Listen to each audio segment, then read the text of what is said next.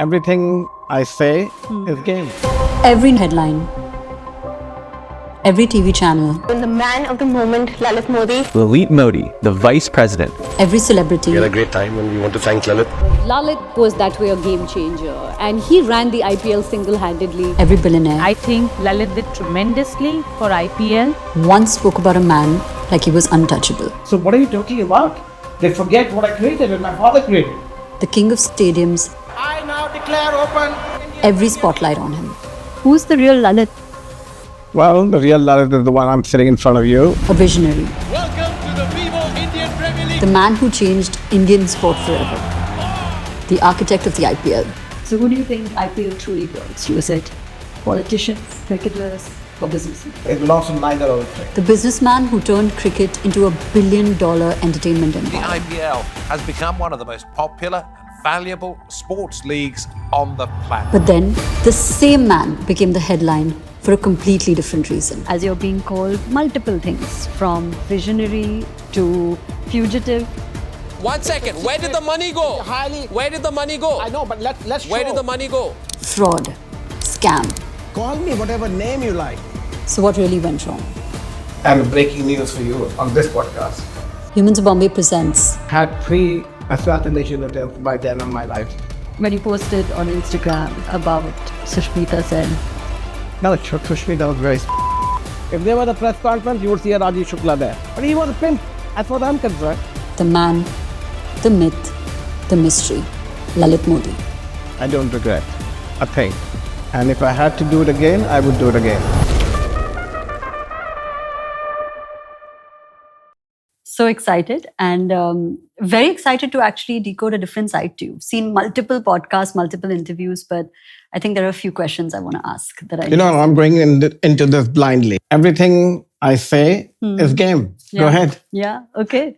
So I'm going to start with a very important question, okay, which is India built you. You built the IPL. The IPL has built billions of dollars for India. And you and I are now having this chat in London as you're being called multiple things, from visionary to fugitive, which is a word you've discussed on your social media, to a downright genius. So at what point in this plot, which sounds like a movie, we were discussing this offline that there has to be a biopic, did you lose sense of the story, and who's the real Lalit? Well, the real Lalit is the one I'm sitting in front of you. Life has been a very interesting journey. And everything I did in my life, I don't regret a thing. And if I had to do it again, I would do it again. Let me open with this question. So who do you think IPL truly belongs to? Is it politicians, cricketers, or businessmen? Which one? You're saying, who does the IPL belong to? Politicians, Businessmen businessmen, or the players? or the players? It belongs to neither of the three. Who does it belong to? It belongs to the fans, and only the fans. Without the fans, there is nothing. IPL is IPL. Any sport, EPL is EPL. The NFL is NFL. The MLB is MLB. And because of one and only one, and that's the fans. And this is something that the BCCI doesn't get. It is the fan experience, which is the missing piece of the puzzle today. If you sit here today in 2026, what is it that we can do for the IPL? You can't do anything for the IPL because I made a foolproof model. The IPL will continue to grow, double every 3 to 4 years or 5 years. It'll double. You'll see the numbers double again in the next cycle. We've seen the bids go to $2 billion in this cycle. I can tell you very well by 2028, it will be double. It will be $4 billion for the price of team. But it could be as high as $6 billion if they bothered about the fans. If the BCCI invested in the infrastructure and upgraded the infrastructure, that is where the money needs to go. We make thousands and thousands of crores of rupees a year, tens of thousands of crores of rupees a year. If they took and decided that we are a non-profit organization, the money gets siphoned off today. And it gets siphoned off by whom? It gets siphoned off by not by the BCCI, but the BCCI members, the state association, not by all of them. Some of them do a great job. You look at Gujarat Cricket Association, built a beautiful new stadium, but it could have built a better one. You think the Narendra Modi Stadium could have been better? If I was today there, I would demolish it and rebuild it completely. Modern escalators, modern kitchens, modern restaurants, make it a 365 destination. You have shopping malls in the basement. You make it into an entertainment complex on the outside. If they don't have space, at least build the basic facilities. The match is 3 hours, plus you go an hour and a half before, 4.5 or 5 hours with young kids at night, hungry. You make it hygienic. You do all of that, which is missing, unfortunately. But that's where it's going to go to sooner or later. Every time I talk about something, they do it. I mean, they did a great job. We talked about players' wives and on buses being stopped and being delayed because of wives and people coming in and out of the anti-corruption. The BCCI has taken action a few weeks ago and corrected it. I feel I'm a custodian of the game and a guardian of the game. And so for me, it's all about the game and preservation of IPL and the fan base. Without the fans, there'll be no players. Yeah. Without the players, there'll be no teams. So it's an ecosystem. Without the teams, there would be no BCCI administration. And if there were no teams, there were no fans, and there were no players, there would be no politicians trying to run it. So yes, today, it's horrific to hear that the Karnataka state government is demanding 10,000 tickets to an IPL game free. Why? Why does it entitle them? And then I hear horrific stories of MLAs saying they don't want to sit with the rest of the crowd. They can go for the votes for the rest of the crowd and ask for their votes, but they refuse to sit with them. I mean, it's absolutely horrific. And what makes them entitled? I don't understand that. Why are they so entitled? Why are the babus sitting in those ministries entitled? Why is the police man entitled for a ticket? I don't understand that. Are the ones who make the game. The fans are the ones that need to be respected. They don't need to be lathi charged. They don't need to be water cannoned. The fans are the ones who are paying for it. At the end of the day, they're paying for the subscription television. Yeah. They're paying for your advertising that's coming in, because if they weren't watching the advertising, no advertiser would advertise on you. And so I think the BCCI needs to professionalize not only itself, bring in global people who understand the sports ecosystem, but the state associations doesn't become, this is my gaddi today, I want to sit on it. You have Rajiv Shukla, who's sitting there before I came in. And I came in 2005, 21 years ago. And he was there 10 years before, 31 years sitting and chawing pan and sitting out there and feeling all important and wants to be in every picture. You would see him jumping in front of a picture when I did a press conference. If there was a press conference, you would see a Rajiv Shukla there. If there was a Hollywood, Bollywood star or a senior politician, Rajiv Shukla would make himself present there. That's his job, he thought. And that's his profile. You don't need, what does he know about cricket administration? He hasn't picked up a bat. He's monopolized the association completely in the Uttar Pradesh. And all that's what he does. He has mom and pop. Because the association is a public organization, how are they still running it? There's a Supreme Court rule out, 9 years. But he's 30 years, he's sitting in an association. And that gives him his profile. And you see him giving statements. What does he know? What is his contribution to the game? None. None means none. He can't win a Lok Sabha seat. He's a Rajya Sabha member because he sucks up and he's sucking up to the higher ups. That's what he does. So you have people who just suck your blood out. He's a blood sucker, as I would call him. I mean, is that what's good for the game? No. But it's a reality. He gets around. I guess he keeps everybody happy. You give here, you take here. But he was a pimp, as far as I'm concerned. And for Dalmia, in the good old days.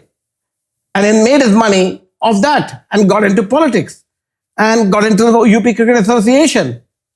And now has disbanded the actual association, made it into a private limited company, is what I hear. And of course, there are many court cases going on. But this is the haram in cricket. If the money has become so big and there is no corporate governance, there is nobody is tracking the money. You track the money, you track the fraud. There is no fraud at the BCCI level. It's clean. BCCI money has to 80% go down to the state associations. The state association is where lies the muck. Where lies the gandagi? Where lies the corruption? Not all. Some are very professional and some are completely disgusting. And it's all about how much money I can make, who I can fleece, shoddy work at stadiums, high rental prices, all markups, all fudging of bills, and all about them, and them. And I'm saying it for the first time.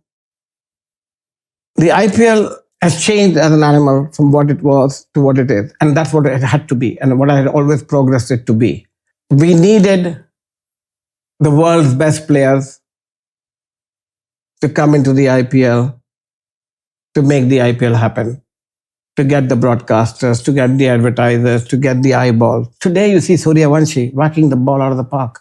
You see such young talent. Suryavanshi to me is absolutely a star. This is what the IPL has created. This has created the dreams for millions and millions and billions, over 1 billion people. See this little kid, 14-year-old, now 15-year-old, playing excellent cricket and becoming a global star. You will see in the next 5 years that the biggest stars in the world, not in India, bigger than Messi, bigger than Ronaldo, will be the IPL cricket players. They will rule the world. They will earn hundreds of millions of dollars a year if they perform well. They will be at that pinnacle with 1.5 billion people in our country, worshipping them. There is no Bollywood. There will be no Tollywood. There will be no Nollywood, whatever you may call it. There it is. Bollywood is the Hindi belt. Tamil belt is separate. Kannada is separate. Telugu is separate. West Bengal is separate. English world, Hollywood is separate. What cuts across all cross sections of life, all across all language barriers, are cricket stars. The Virat Kohli of tomorrow will be the pinnacle of Indian society, bigger than global society, in the global society. If you think that a Messi has 500 million followers today and Ronaldo has 700 million subscribers, you will see the top Indian players have 1 billion subscribers tomorrow. They will become the icons of the world. They will be the ones that people will look up to in the future. They will be the icons of the world. And that is where the business is going to revolve around. But not only that, the mentorship will revolve around. They will be bigger than all the Shah Rukh Khans and the Amir Khans and the Salman Khans of the world put together and going forward. Each player will be bigger. We needed Bollywood to launch IPL because we needed to get the women and children. Today, IPL has changed scale. We needed the Nita Ambanis and the Shah Rukh Khans and Vijay Mallya's of the world to bring the glamour into the game and money power to bring the game to where it was. Now the game has overtaken it. The fans have made it overtake it. Yeah. Now the game and the teams will become the stars. You've seen a frenzy in a few teams in followship between Mumbai Indians, Calcutta, between certain extent Calcutta, not even that much. More Chennai fans, Thalla fans, the Virat Kohli fans in Bangalore, and the Mumbai Indians. There are 3 franchises who have a solid fan base, but still a fraction. You still see a Virat Kohli going into a stadium in Lucknow, and the crowd that's not for Lucknow but for Virat Kohli. Yeah. You still see a Dhoni even not playing on the field, like making an appearance, still Dhoni. You see that with Rohit Sharma, still in a certain extent. They are the real star, and you will see that frenzy start to build for each of the team members going forward. And the following becoming far greater, which you see today, the animosity between an Arsenal and a Manchester United in England, and you see when the team enters the Arsenal den, a Manchester City team, and it is stronghold on the Arsenal, you can't penetrate it. Yeah. That's not the case yet. But 4 or 5 years down the line, that's going to be the case. And that's going to be a bigger revolution and a bigger change and makes the game even bigger. Yeah. You see bits of it when now Suryavanshi bats, people tune in. when Hyderabad is batting and you see Abhishek Sharma, people tune in. Absolutely. And these were unknown faces. But when you 2-3 see years ago. Lucknow Super Giant, everybody tuned in to look at my brother-in-law Sanjiv Goenka's expression. And typically he's praying or taking out a picture of a god and doing this and putting back. I'm happy he won a few days ago, but I went through the ratings a few weeks ago, and the one team that was pulling down the ratings of the IPL was Lucknow Super Giants. But so the owners are irrelevant to the IPL in the future. Owners are irrelevant anywhere else in the world in sports leagues. You don't see a PSG owner or a Man City owner relevant anymore. Yeah. He makes news once in a while when he buys a team. So when Man City was sold or Manchester United was sold, there was a big news. But then they go into the background and they sit in the owner's box and they stay there. And that's the place for the owners. The time has come for in India also. That the owner's place now is in the owner's box and mentoring the team outside the field of play prior to them coming into the field of play, into the dressing room. Yeah. It is the team coach and the captain and the team who are the real heroes of the sport. I think the time has come to relegate all the owners to just the owner's box and not to the field of play. They're only allowed on the field of play post the game comes on, not pre-game. Only post the game comes down at the prize distribution time is when their people can come down to the field of play when the cameras go off, basically. Not at times when the cameras are on anymore. The cameras on time is the player's time and the coach's time and the time for the fans. The fans don't care who the owner is, tell you the truth. Okay? Until it's Shah Rukh Khan. Today, Shah Rukh is very, very relevant, but you will see that change very fast. You will see the captain of the team becoming the face.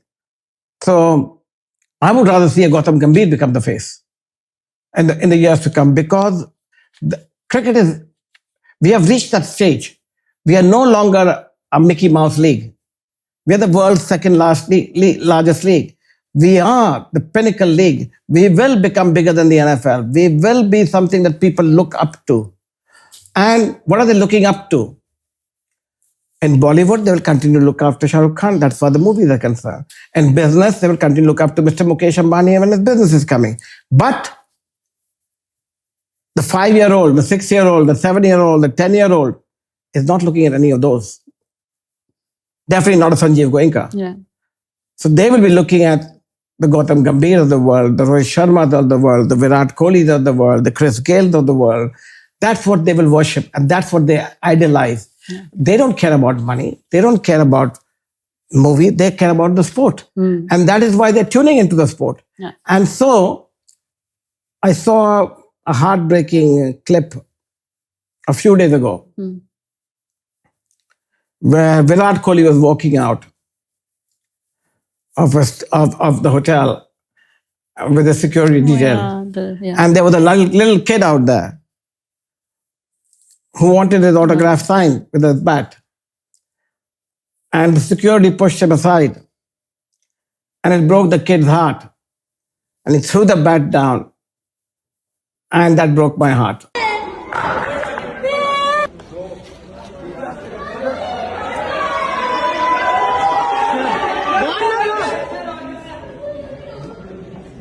I asked my media team to reach out to that kid. And we're trying to still find him. But I will give him one of my bats that I have with me, a signed bat of his. In fact, of the whole team. I don't have an individual bat of Virat, unfortunately. I have a full team bat. And I hope he'll appreciate that. So we're trying to, if you find that kid... We'll put it out, we'll find them. We'll find that kid. We'll find him. I need his address and I will send him season 1, the entire bat signed by every player, which has a Virat Kohli signature. Unfortunately, I don't have a single bat of Virat Kohli myself, which is individually signed, but I have of most players except Virat. I promise you will make it happen. Yeah. We will make it happen. So obviously, we're very passionate about cricket, and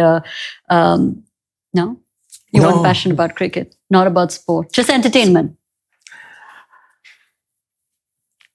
Cricket came from the fact, and only from the fact, when I was in college, everybody watched Monday Night Football, or it was a baseball game, or it was and I kept wondering, why the hell don't we have it in India? Yeah. I didn't realize that till I got into the entertainment business with Disney. And with Disney, they owned ESPN. And I was able to convince, making such a success of Disney in India, to bring the other brand ESPN to India. The only thing that works in India by that time was cricket. Yeah. Because 1983 World Cup changed the profile of cricket and made cricket a household product in India. So if you were to launch a sports channel, a lot more goes into it than just launching a sports channel. Cricket was critical. And nobody bought cricket rights in those days. Yeah. So I pioneered buying rights and paying the boards, because the boards would give away the rights free in exchange for sponsorship revenue on the ground and ticket sales. And that's all they cared about, was the perimeter boards. And we cared about, and because production was very expensive, satellite links were very expensive in those days, unlike today. But I made a business out of it. Yeah. And so I became passionate because cricket, because way of buying content. But if I had to go to a game, I'd rather go to a football game or a Formula One race than or to go to a cricket match in India in those days, because the experience in the stadiums wasn't conducive to the experience you had with sports everywhere else in the world, because our infrastructure was so poor. Yeah. But we made it look good on television, which you don't see behind the house what it is. And so I created a model right out of that. Yeah. So, when I was studying this part of your life, the common theme was that you refused to give up. Yes. Because it wasn't a linear, like, okay, just came up with this idea. First, it was the Indian Cricket League. But Indian Cricket League was a brand registered and owned by me to this date. Yeah. And you got the seat in the Himachal Cricket Association, had to give up that seat. You came face to face with what it is like with cricket and politics, and having to be part of that network, which was not isolated. It was not a straightforward business idea, but you somehow wiggled your way and figured a solution to making it happen. Yes. Do you think the world wasn't ready for IPL, or India wasn't ready for IPL? When I was launching the Indian Cricket League in 1996, 97, it wasn't ready at that point in time. It was a 50-over game. Yeah. There was no 2020 format. So when I did launch it, it was the right time. It was the right time. Absolutely the right time. And it shows it was the right time from day one, from the first ball. Nobody believed in it at the time I launched it, but it was the right time. Yeah. Today people remember you as and associate you with BCCI and what you did for BCCI. But lesser known relationship that you haven't spoken very much about is with Sharad Pawar, and how you made him the BCCI president before you became the president yourself. Although you held the title of the youngest vice president of BCCI ever, you actually made somebody else the president before yourself. Can you talk to me a little bit about that move? Cricket was a dynastical ruled business. The Dalmias, the Jetlis, the Rungtas, the Anurag Thakur, the Shuklas, and the Srinivasans had plumped themselves into the seat and were milking it in one way or the other. We needed somebody strong who was passionate about the game. By that time, I'd become extremely passionate about the game. I had a guru out there, Mr. I.S. Bindra. I would call him probably the foremost cricket administrator in the world, who was passionate about the game. He taught me so much about the game from my ESPN days in 1995, 96, to my journey when I launched the IPL in 2007, by giving me a vice president position in the Punjab Cricket Association, which gave me the legitimate right to understand more about cricket and learn about cricket. He had seen what I had done with Modi Entertainment Network, with Disney, and with ESPN, and bringing money into the Indian Cricket Board by that time, But there were a lot of fixers, as we call them, in the Indian Cricket Board at that time. And Jagmohan Dalmia led it. And he had a fixer called Mark Mascarenas, who milked the system dry. And so the Indian board wasn't making the money. And so I remember I'm in a press conference in Mohali in early 2002 or 3, where I said that as vice president of the Indian Cricket Board, of the Punjab Cricket Association, Jagmohan Dalmia should be locked up in jail and the key should be thrown away. And if I was able to monetize it, given the opportunity to monetize it, I would raise 2,000 crores for the Indian board in a fraction. And the media laughed it. It was headline news. And Dalmia and gang went against Punjab Cricket Association. But also with you. He specifically had a feud With me you. because of my association with Bindra. So we played good cop, bad cop. Mr. Bindra was the good cop, I was the bad cop. And I understood broadcasting, entertainment, marketing, businesses. I had already by that time established myself by launching Modi Entertainment Network, Disney, ESPN. We had the Philip Morris Godfrey Phillips. We had so many different businesses that were flourishing by that point in time. And I knew, on one hand, as a broadcaster on ESPN, and I launched 10 sports after that and did many other sports networks, the value of cricket. India was getting 2 cents on the dollar. So that means if there was a dollar to be made, the Indian board was getting 2 cents and 98 cents was being siphoned out at that point in time. And so I showed a plan that if the Indian Cricket Board was professionalized and didn't care about these third-party people, that at that point in time, in early 2000s, we could be making 2,000 crores on a cycle, X number of years a cycle. And usually it was a 4-year cycle. So at that time, the rupee was 30 to 40 rupees. So you could be making, close to 500 or 600 crore rupees a year, while we were making 10 or 15. That was the big difference. Yeah.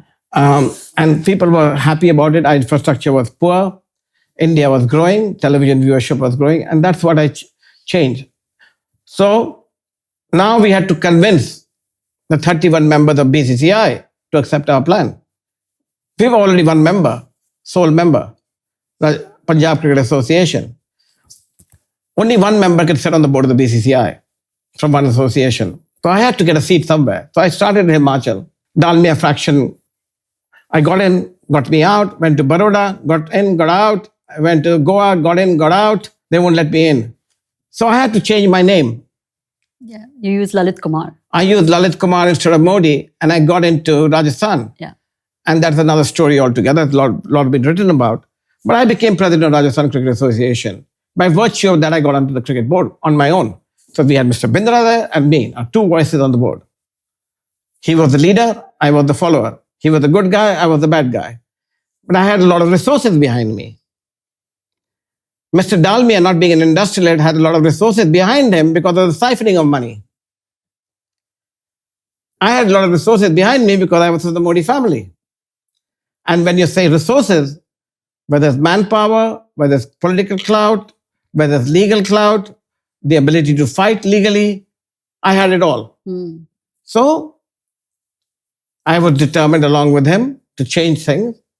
And so we started to convince people of our plan. It took time. And we showed them the road forward. And we split the board into 2. It such so happened, at that point in time, Manoj Joshi was the Chief Minister of Maharashtra. He happened to have a seat on the board by virtue of the Mumbai Cricket Association. So we were trying to convince him to break. He understood our plan and he agreed. And he stood for elections. And we lost. But from 2 votes, we had reached 11 votes in the next year. Sharad Pawar became president of Mumbai Cricket Association. Very passionate about the game. It took many, many meetings. And he's a shrewd politician, but a shrewd business person and a shrewd, astute man who understood what we were trying to say. And he backed me fully and left it to us, Mr. Bindra and me and the others, there were quite a few of us by that time, to go out and break the Dalmia faction. We had a great help from my competitor in the entertainment business, Subhash Chandra of ZTV, also who had run foul with the Dalmia faction, who had anchored all their weight around Rupert Murdoch, who was their patriarch as such. And he was buying the rights through Mascarenas, paying good monies, but the money wasn't reaching the board. So we needed somebody strong and leader, and we needed somebody straight and somebody who would stick it out.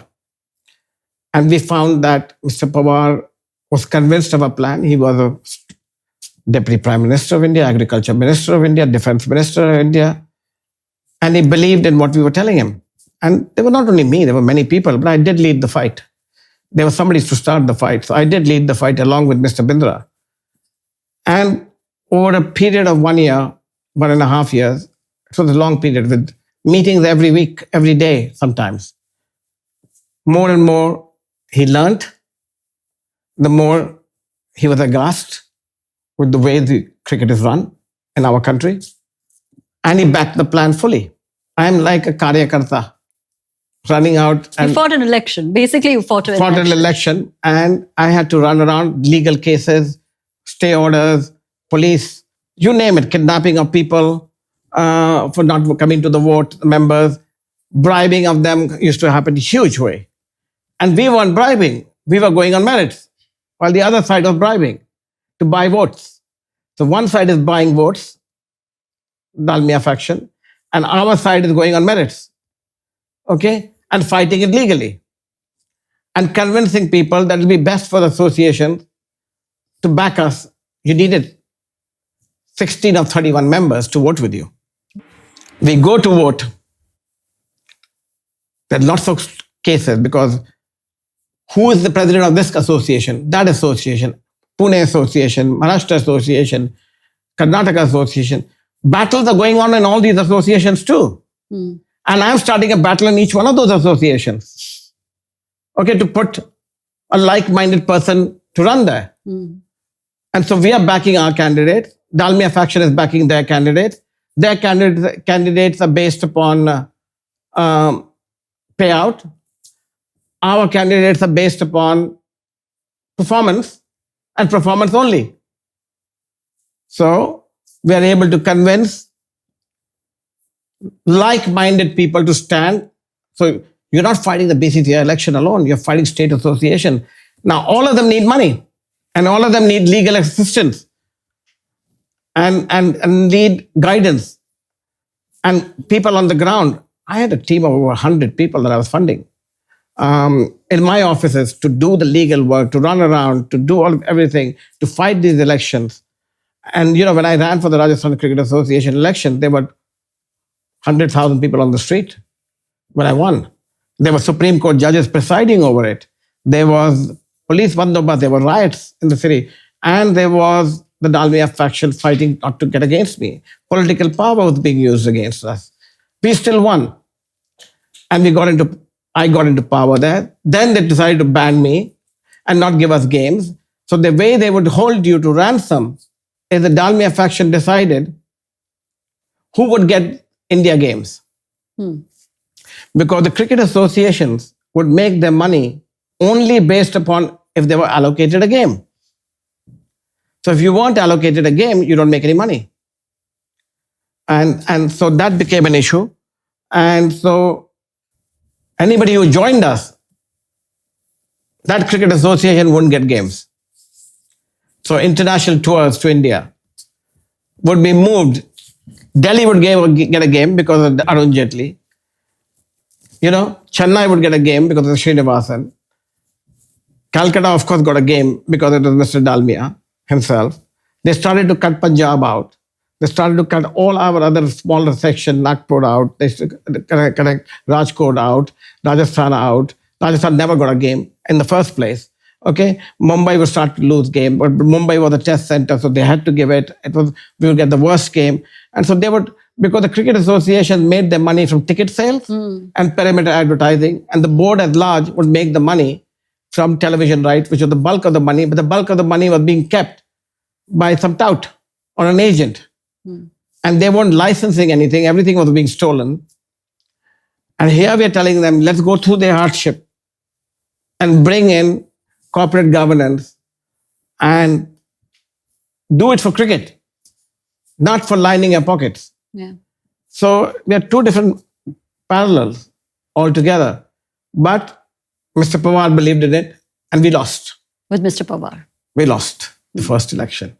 Because there was infighting within our own group. Pune Cricket Association, the person who was supposed to vote wasn't allowed to vote.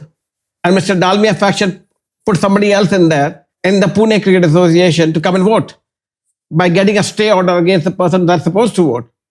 And so last minute, the vote was switched and we lost by a vote. That was a counted vote.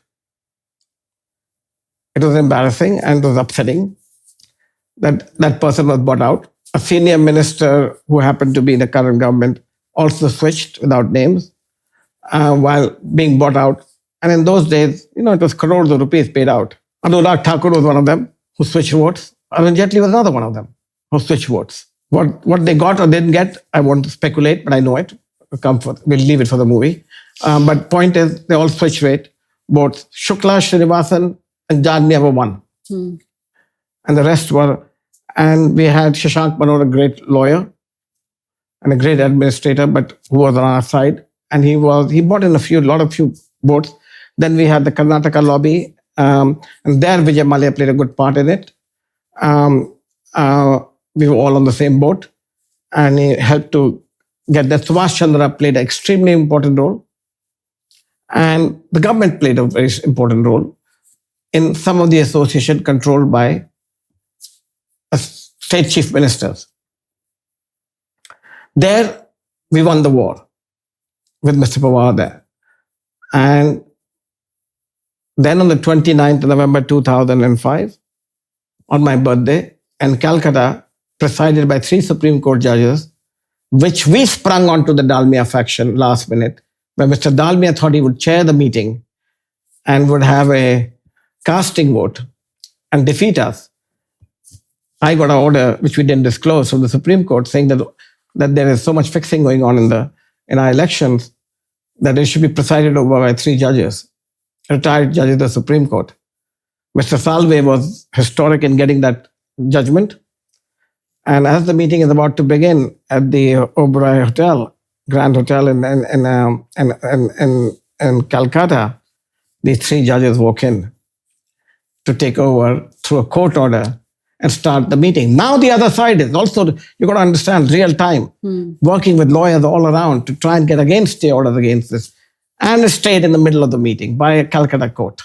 We had to then move Supreme Court, get it vacated, and the meeting continue. And that night, we had a triumphant win, and Mr. Pawar went on to lead and become the president of the BCCI at that time. And after that, it was game over for the Dalmia faction. So possibly that was the moment that changed Indian the way cricket. India watched cricket. And he gave me a free hand to market it, and believed in us. And it was performance-based. For him, it was always performance-based. Till now, it was what we were saying. Now we need to perform. So after this, in 2007, when we won the World Cup, did you realize that cricket is changing? Entertainment is changing. The way people perceive cricket is changing.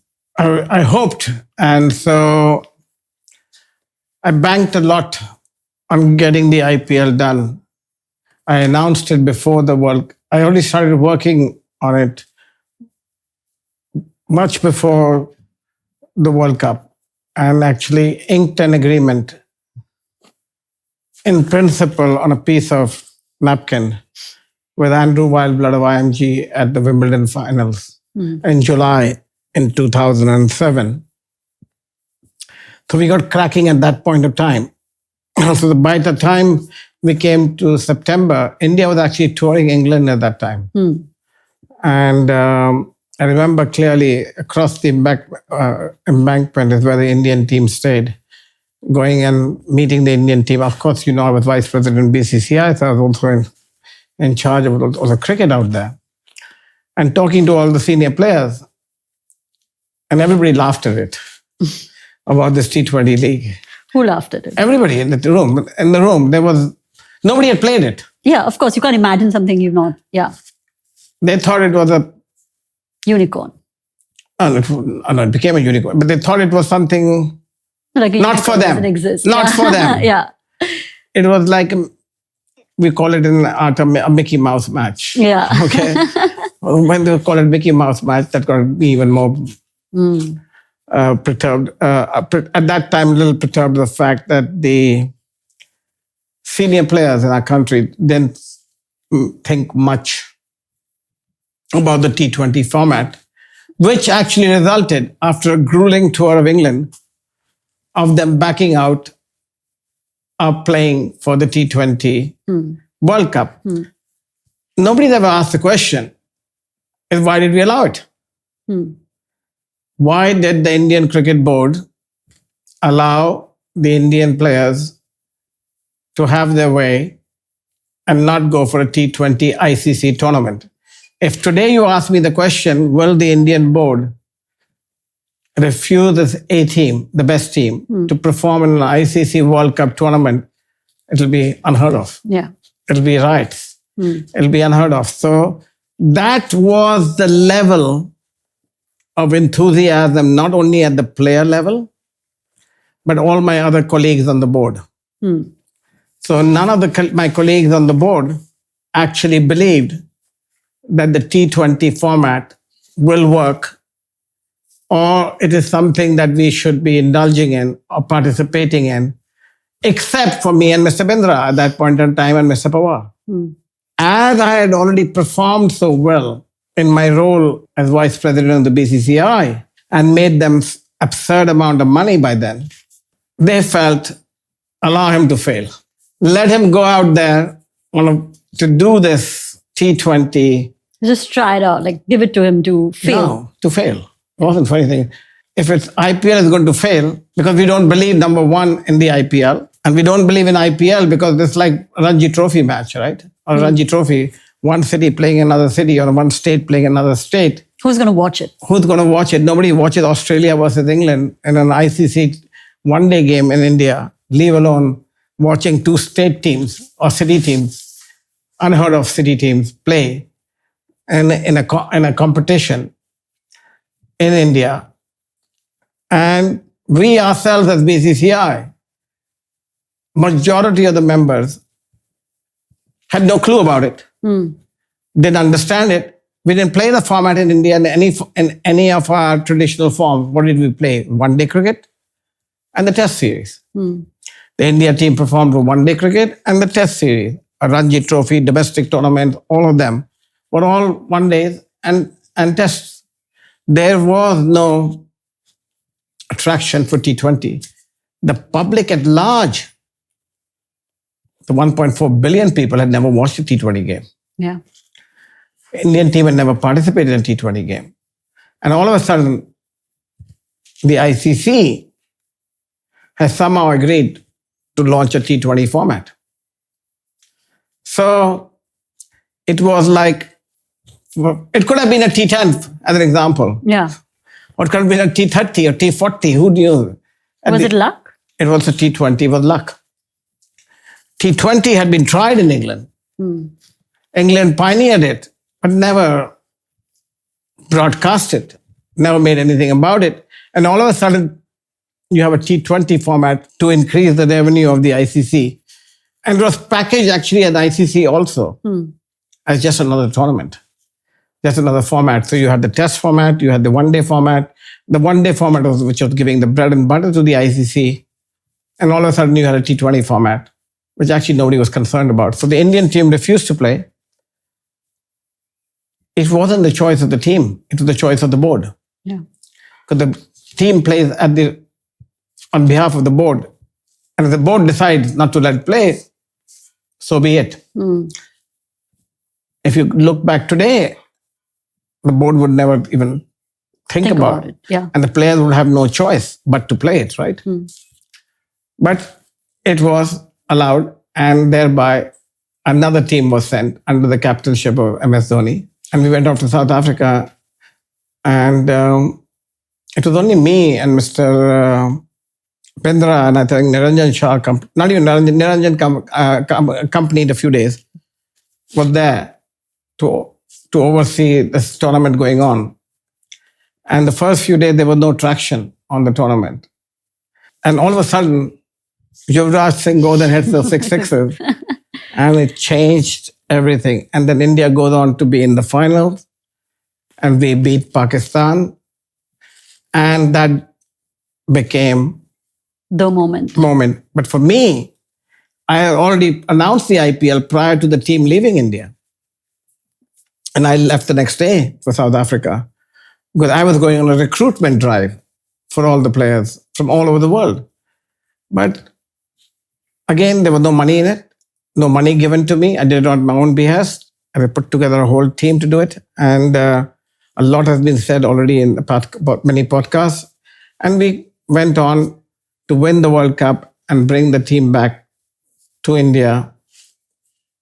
And it lit up all screens. And when we landed in India, it was a rainy day.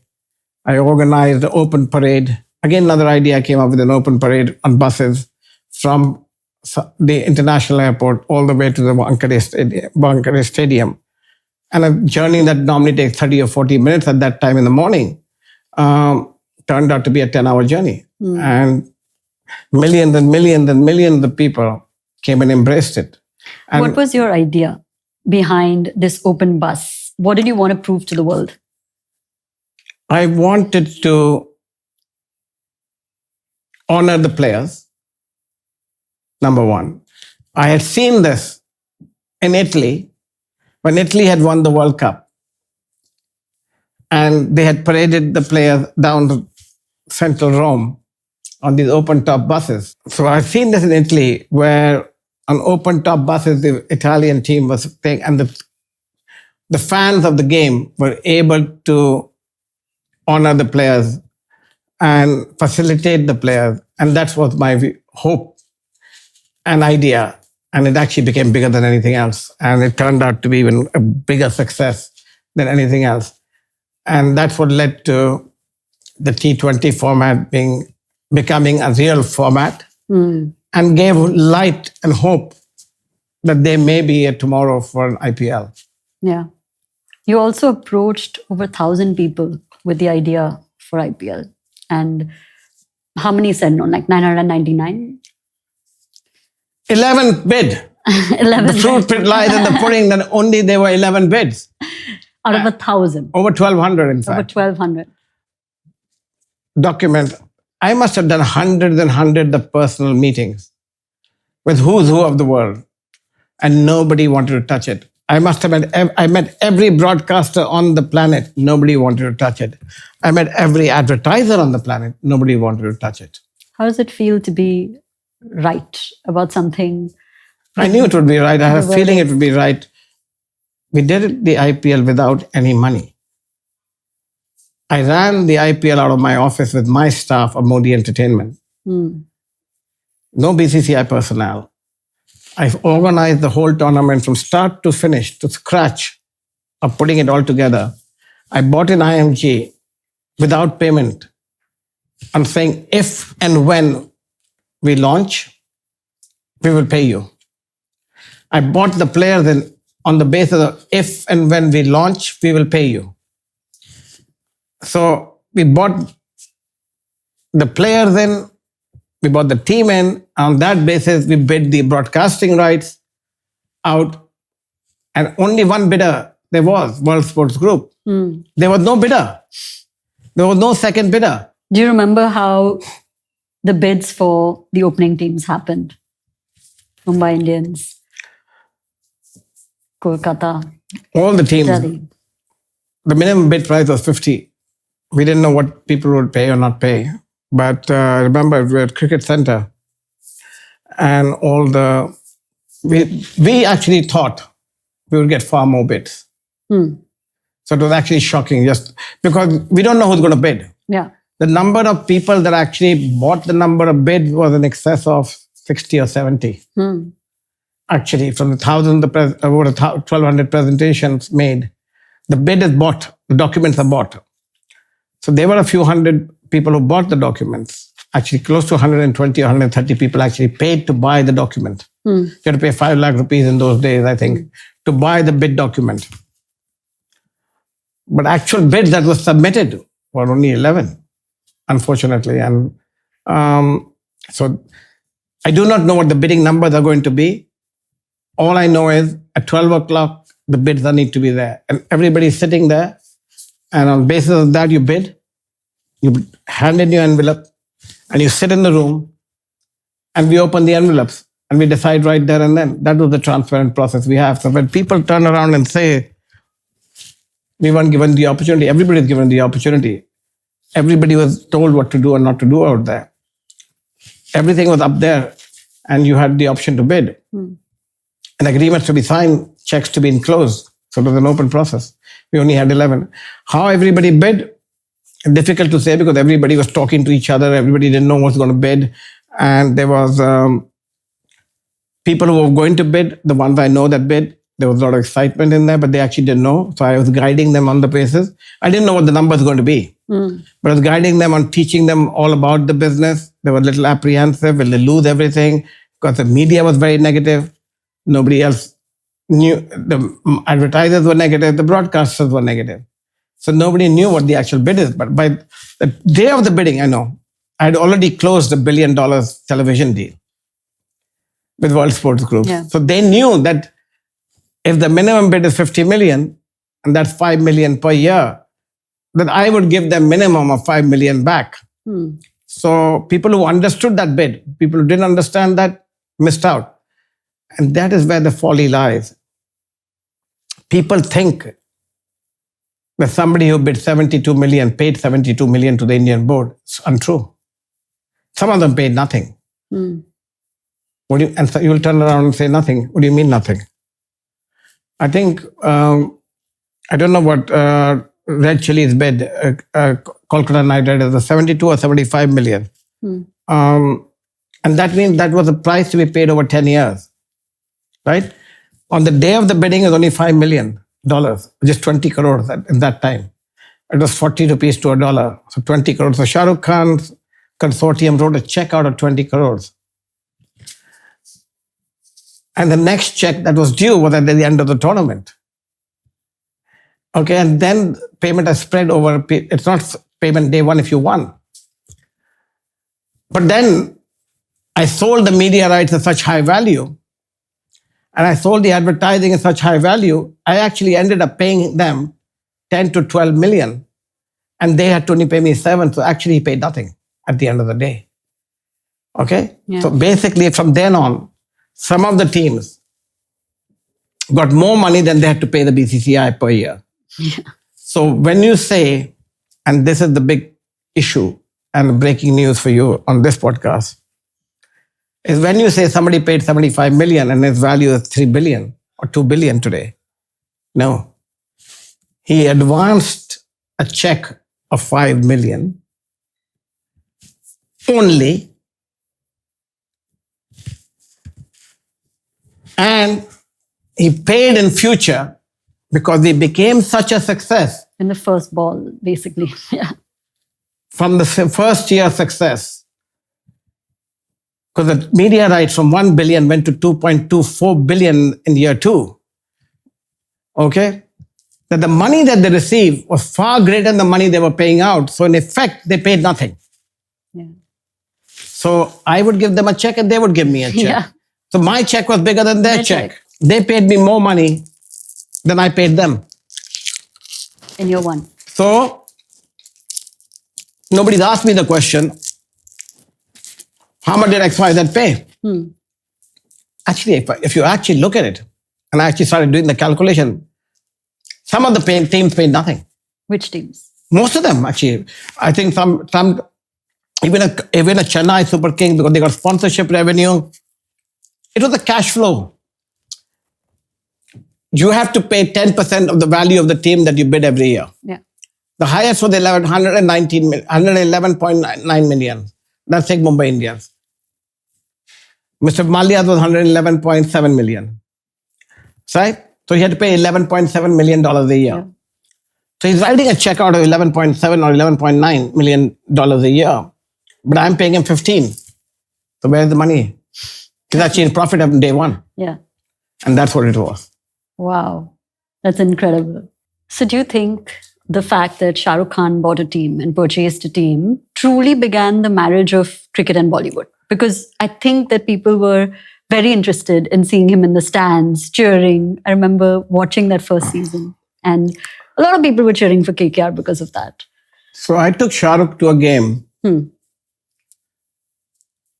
as BCCI Vice President to Rajasthan when we had the first Rajasthan international game ever in the history of India, which was played in Jaipur in a stadium that I renovated and built at the SMS Stadium in Rajasthan. And this was much before the IPL. I think a year before that. And I saw the crowds go absolutely hysterical When he came. to the match. And he was the highlight of the match. In India, two things fell. Cricket sold, and I already ran the cricket.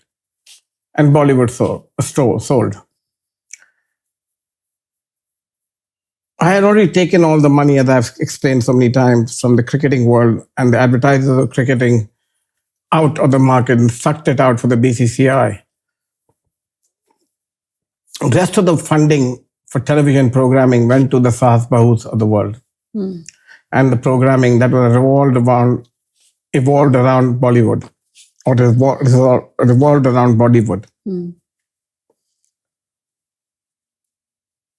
To make IPL a success, I needed that time slot of 8 p.m.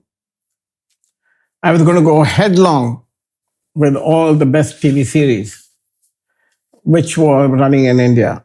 And my experience with television was already very good. I ran a lot of channels. I owned a lot of channels. I owned the cable networks. I was one of the biggest advertisers with my other companies on television programming. I understood what advertisers are looking for, brands are looking for. And so it was important for me to make a breakthrough into that market. It was never tried and tested. But in America, you had Monday Night Football. In Europe, you had the Premier Leagues of soccer and all played at night. But cricket was never played at night under lights. Even the T20 World Cup was a daytime product. Really? Yeah, it was not a night product. Okay. In South Africa. And here I'm going out with a night product. It was never done. Yeah. I was taking a big risk with that. And even Subhash Chandra has started ICL, Indian Cricket League, was a copy of basically my product of a half-baked league that I started in 1996 and hired my people to do it. It was not a night product. He took a broadcasting product, but the product that I created was aimed only at targeting the advertisers, number one. Number two, the housewife and the children. And that was the 8 p.m. time slot. 8 p.m. time slot was the highest rated time slot in India. It had the highest per 10-second rate. And that's how I pictured the whole thing to be. Who better than Shah Rukh Khan to own a team? Shah Rukh didn't like cricket, didn't understand cricket, didn't know cricket. He's a football fan. When I said to him, I need you to buy a team and win a team, he was a little apprehensive at first. He said, I don't understand anything about cricket. So leave that to me. I will ensure that I will put a team in place, the system in place for you if you happen to win it.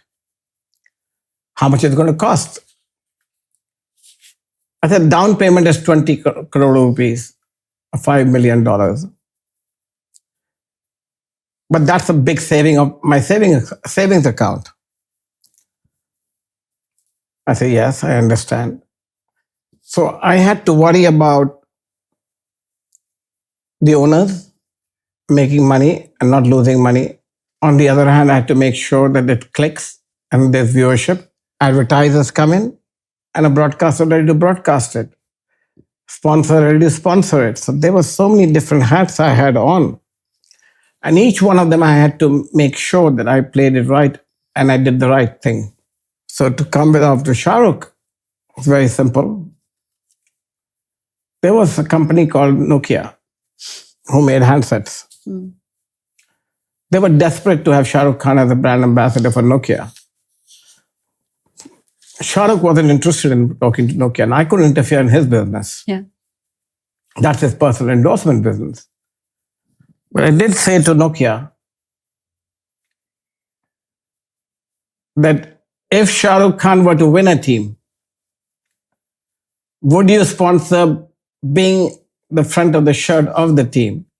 I can guarantee Shah Rukh Khan will wear your t-shirt and wear the cap with Nokia on it. And will you pay $5 million advance payment for that, to do that? And they say, sure. So I had that in the back of my mind. Nobody knew about it. It was a win-win for Nokia if that Shah Rukh were to win a team. It was a win-win for Shah Rukh if Nokia came in as the front sponsor of the shirt. He's basically bought it for free. Basically, now you all got the answer. And Shah Rukh put in the money, and Nokia back to this. At 12 o'clock, Shah Rukh wrote the check. By the evening, Nokia had already written another check to sponsor the team, to Red Chillies and to the KKR consortium. So that fell in place very, very well. But it was trying times. It was a lot of convincing. It was a lot of education. Each of the 8 teams that we put, the owners, we had to handhold them. We had to show them how to run the teams. So in the first year of the IPL, basically, each one of them I sat with and worked out their plans and helped them not only get sponsors, but also player auctions and how to buy and sell players and how to make a team, what they needed to do, what they can't do, what the do's and don'ts, that are allowed. So all of this had to be chalked out and everything had to be orchestrated. Yeah. Everything had to be implemented. People were moving from city to city. So it was a very, very large task and we had no employees. Our first employee was a gentleman by the name of Dheeraj Malhotra.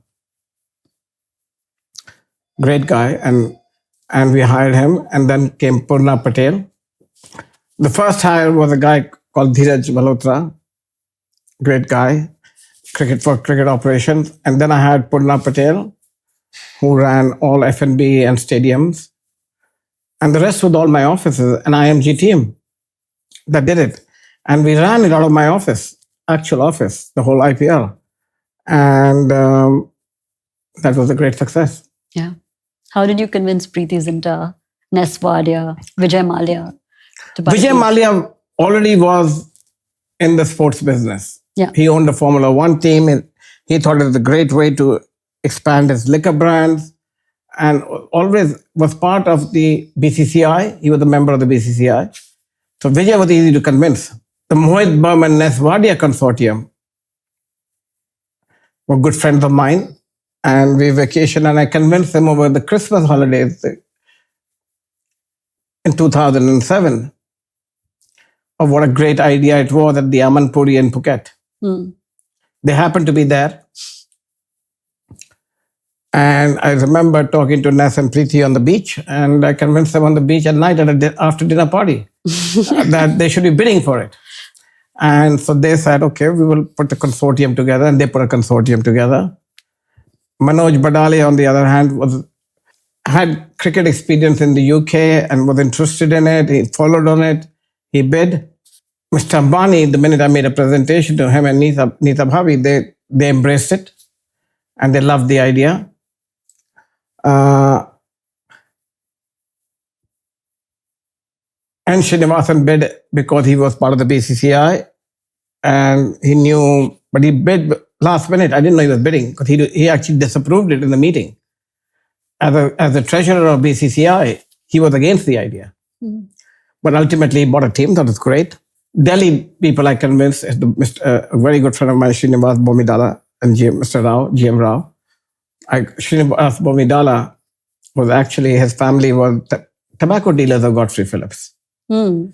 So he knew what I had done in the past and he believed in it. So he was a bidder. We didn't know who's going to get which team. You don't understand. In hindsight, we can sit here today and say that somebody won Delhi, somebody won this. But at that point in time, we had no idea who'll get which team. It was based upon the highest bid. You get to pick a city, you pick it right there and then. So what you thought you're going to pick when you entered the auction was totally different from the outcome in the end, except for Mr. Ambani. He wanted Mumbai. Of course he wanted Mumbai, but he bid for all cities. Oh, really? Okay. So the way it worked is the person who bids the highest, depending on the number of cities he bid for, he gets to choose which city he wants to do it. So when Mumbai is taken, then Mumbai fall. All bids that bid for Mumbai go away. So he was the highest bid. So he won Mumbai. Who else wanted Mumbai? All of them. Mumbai was on everybody's list. And you saw that on my chart in Rima. It was on everybody's list. So there were certain cities that were not on anybody's list. Like? I think Chennai had 1 or 2 bidders. Calcutta had 3 bidders. Jaipur had 3 bidders. Ahmedabad didn't get a high enough bid. Wasn't there. Delhi had, I think, Bombay had the largest number of bidders out of the bidding. I don't have the chart in front of me, but had the largest number of bidders. The rest had a few. They didn't bid across. Yeah. Mr. Ambani bid across. And then picked Mumbai. Mr. Malia picked certain cities and the rest picked certain cities. So there were different people bidding for different cities. And so that's how the winning happened. If you had to pick one phone call or one meeting through that time that nobody knows about, that will blow people's mind, that this phone call happened, or this happened over one phone call or one meeting, what would that be? One phone call. I kept making a phone call as far as sponsors is concerned to Sunil Mittal, a good friend of mine, Airtel. And I tried to convince him to be a sponsor of the IPL because I thought Airtel was the number one telecom company in those days. And he just didn't want it. He didn't think it would work.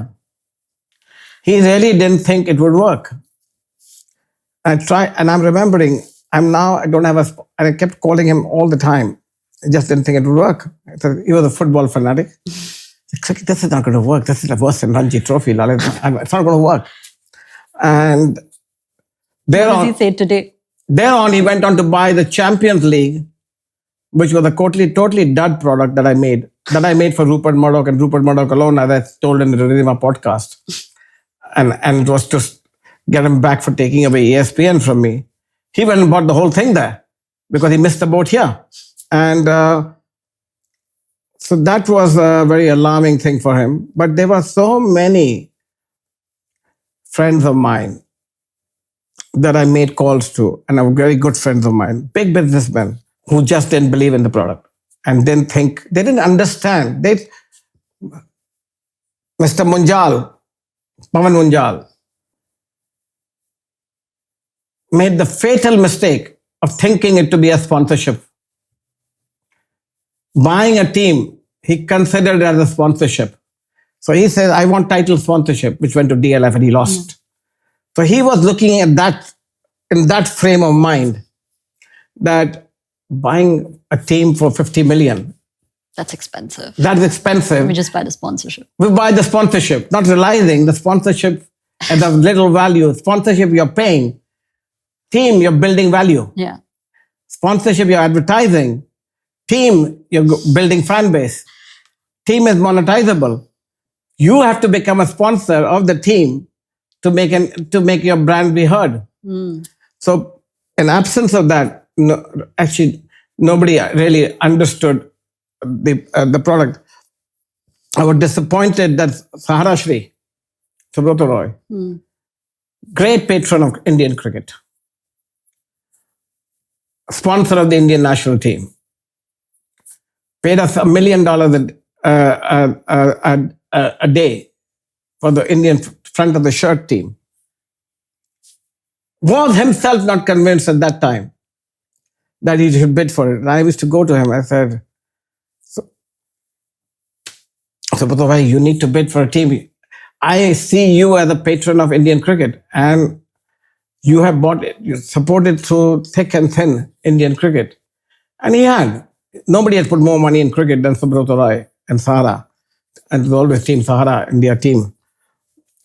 I thought that he would be an ideal owner of a cricket team as far as I was concerned. He was, if you put down number 1, 2, 3, 4, 5, 6 on your list,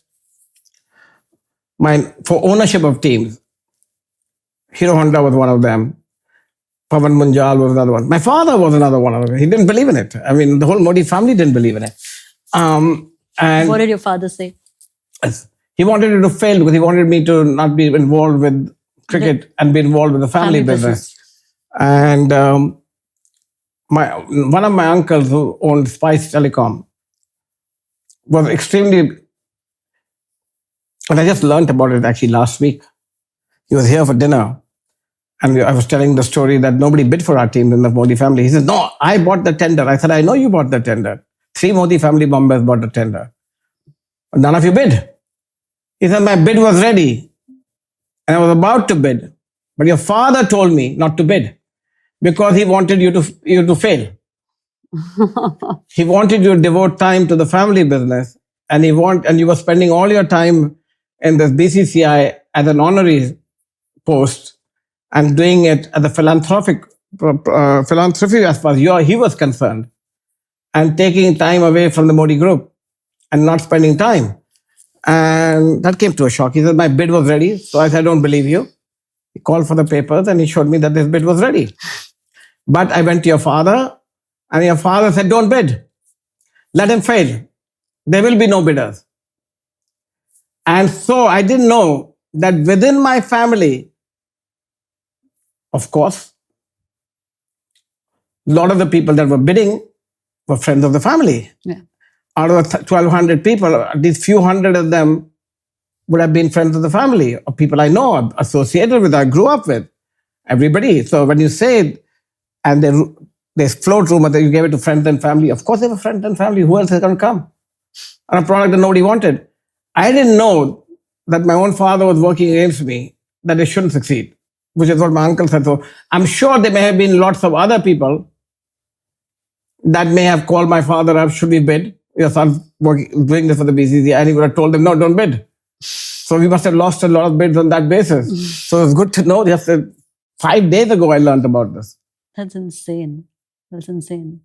Lalit, you speak so passionately, and you still say we. You still have that ownership over IPL, and it's so evident that it comes from a place of pure passion for the infrastructure, for the game, for what it means beyond what meets the eye. But I want to talk about your story. Can you walk me through the day that you left India?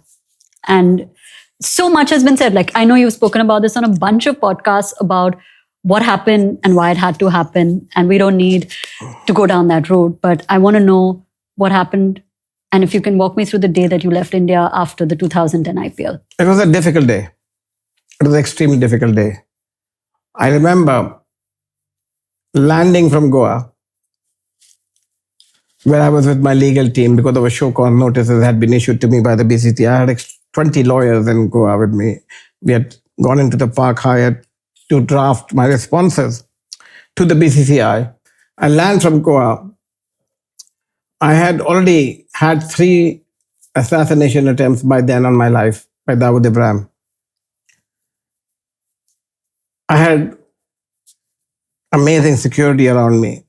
as you can see in the footages, and you can pull it out, I had about 40, 50 people with machine guns around me 24/7.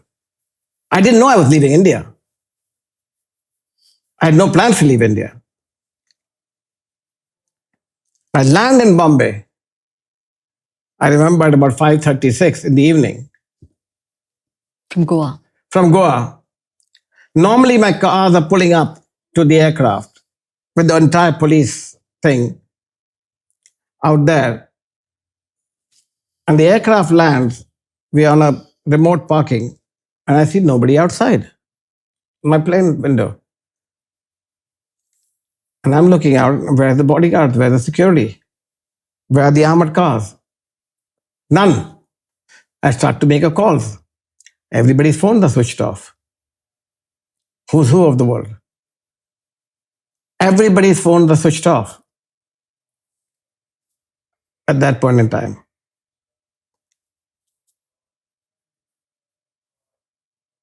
The bodyguard on my plane, Surjit, I tell him, go down, check what's happening, come back. She was still sitting in the plane, not moving. I refuse to leave the plane. He comes back and says, sir, I need you to come with me. Come where? You know, they have in Sahara Airport, they have the back gate. In those days, they used to have the back gate for VIP entrance and private aircraft. Yeah, you see it in photos all the time. You used to see it, you go. Yeah. So we need to go, sir, bathroom chaliye. And you trust the bodyguard. Yeah, my personal bodyguard. Yeah. We go with him. There's the Deputy Commissioner of Police, Himanshu Roy there. Good friend of mine, had become. Unfortunately, he's passed away now. And he says, we've been asked to pull your security down. By who? The central government has asked us to pull your security down. We can't guarantee your safety for more than 24 hours. I can guarantee your safety from here to the Four Seasons, where I was staying. But my suggestion is, after that, you decide what you need to do. You decide what you need to do. Himanshu Roy. So Himanshu Roy tells me, I can't guarantee your safety, but I can guarantee your safety to the hotel. After that,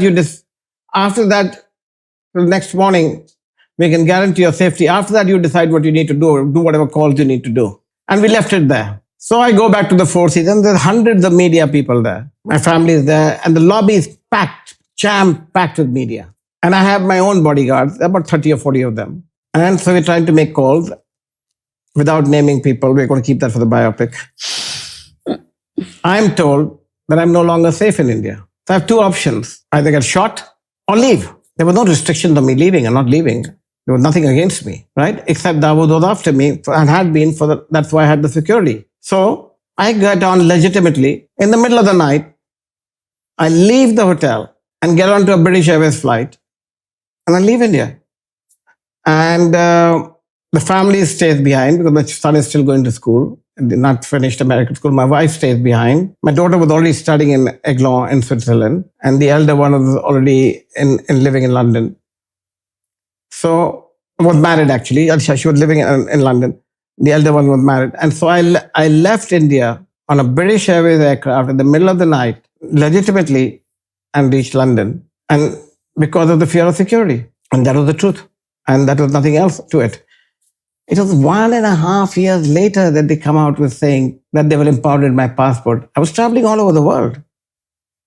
So when they said I fled India, I didn't flee India. I left India on my valid passport, went to London, and then had my personal security. I traveled for another 1.5 years till the Indian government decided to take away my passport with the Congress government. And that's what happened. And I won it back then subsequently. And it took a long time to do that. But I was stuck in London for a few years, for 3 to 4 years, before I won all my cases in India and in the UK to get my life back. But it was the threat and the threat alone that took me out of India. And I protected myself. There were many threats outside India too. There was a threat of me in Montenegro, and they tried to assassinate me there, even post-IPL in 2011.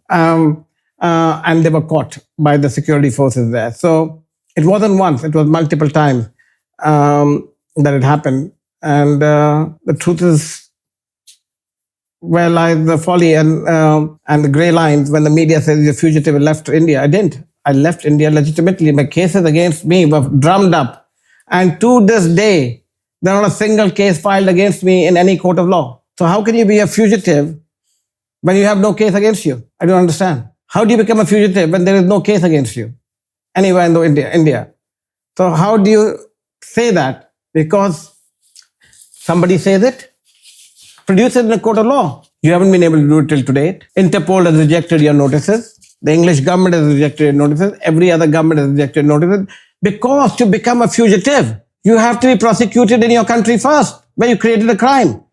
So where is the crime that was created? First and foremost, if I gave a player to somebody, it's not a crime. Okay. If it's, where is the crime? And they said I took money, but where is the proof that I took anything? I only created billions of dollars. And they said I took up 20 or 30 crore. I make more money than that every day of my life in my businesses. That I needed to come to that. Is that all you got? And that is because it is what is being said from the previous government. And that's the news traveling. But ultimately, you can only be guilty if proven guilty. So to be proven guilty, you need to take it to investigation. When the investigations have failed to prove you guilty, then how are you guilty? Then you take it to a court of law. You haven't taken it to a court of law because none of the investigations have been proved. I cooperated with every investigation, whether it was a DRI investigation or an ED investigation or income tax investigation. Everyone is clean. There's not one notice from one party. Then you bring up stories and say that I had a Haveli in Jaipur. Okay, fine, I may have had a Haveli. What is a Haveli? 5 lakhs? 10 lakhs? Okay, what are you talking about? One dinner? Take it away. Okay? But that's not a crime. It's not a procedural crime. The Modi group is a large group. 2 lakh crore is the value of the Modi family companies in India. So what are you talking about? They forget whose grandson I am, Rai Bahadur Gujalban Modi's grandson. They forget what I created and my father created. That they're worried about this. They forget of who's who we supported and bought into our homes and built. So to say all of a sudden that I'm a fugitive, say, fine, no problem. Come with a gun, shoot a gun, stand face to face and show me where. Give me a notice. I have given you. I have gone to Interpol courts. I've gone to English courts. I've gone to all the other courts, including Indian courts. I won my passport back, which the Congress government took away. I won it back legitimately. They didn't challenge it in High Court. Delhi High Court pronounced a judgment. We got a copy of the judgment. It's available online. And so how do you become a fugitive or what? Then I voluntarily give up my passport a year ago and take another citizenship. They don't accept it for some reason or the other. That's fine. But prove that you're a fugitive. Tell me where. What crime have you committed? You say that we are investigating a crime. 17 years have gone by. You can't investigate a crime in 17 years with every document with you. And I'm not the signatory to any document, but the treasurer of BCCI is or somebody else is. So where lies the folly? So because I created something so big, because it is what I created and the people of India know it. I don't have to tell them. The fans know it. Everybody knows this. You're sitting here because of the fact of what I created today. Not because I'm Lalit Modi. I'm irrelevant in that context. Because I created something and the world media knows it and the fans of the world know it, nobody can take that away. You may get your commentating team not to talk about me, which you have done the day I left, as far as BCCI is concerned, and people not talk about it. But does anybody interview you any day? No. You see a Rajiv Shukla on one of the podcasts every day? No, why? What has he created to prove it? So it was because of my business acumen with the different experiences in my life where my father made me go through, whether it was Disney, whether it was the Sotheby's, whether it was the cigarette business with Philip Morris or, Estee Lauder, whether I was looking at a McDonald's business at one time or a Nike business another time. There were so many different joint ventures, my direct-to-home television, huge companies, you name it. The satellite business with the Srivatsa family. I had so many different business interests around the world and experiences, which all combined together is the IPL. So you will find different aspects of my life through the ages of me growing up, running away from school, doing different things, the parties I went to, the after parties were created, everything that I did, the music concert. We were the largest music concert promoter in India with Foursquare. the cigarette brand we own. I did the Foursquare nights everywhere. We were known for our advertising and promotion and marketing. I ran ESPN, I owned it. I owned Disney, I owned Modi Entertainment Network, the cable network. I got into the lottery business. So we had so many different diverse interests. Some made money, some lost money. But it's not about making money or losing money. Those were enterprises for personal gain. But the experience I got from personal enterprises, the wins and the losses, resulted in me creating a product called the Indian Premier League, which is what India is known for today. It is the number one company globally as far as India is concerned in terms of viewership, in terms of name recall, in terms of talked about. You will have Reliances and the Tatas and the others around the world. But do they make the newspapers every day? No. Who does? The IPL does. It's the IPL stories that are moving. It's the Ishant Sharma in season 1 who lived in a one-room garage, went on to make $1 million in year 1 and changed the profile of his family. The Rinku Singhs of the world. And you look at the Surya Vanshis today, there's so many, not one, hundreds and hundreds of such stories that are there, that are created. And I'm proud to say that I was involved with creating the legacy for those, giving them the chance to achieve that legacy today. And that can never be taken away by anybody. Today, tomorrow, or any time. Yeah. So call me whatever name you like. In the beginning, it hurt me. It hurt my children. It hurt my late wife. It was a problem. But today, I can walk with my head proud. Anywhere I go in the world, anywhere. And I travel everywhere in the world. Every Indian comes up to me and appreciates it and wants an autograph and says, thank you very much for giving us the IPL. It is the best time of our leisure time that we spend. And that is heartening to hear. And that is so satisfying to hear.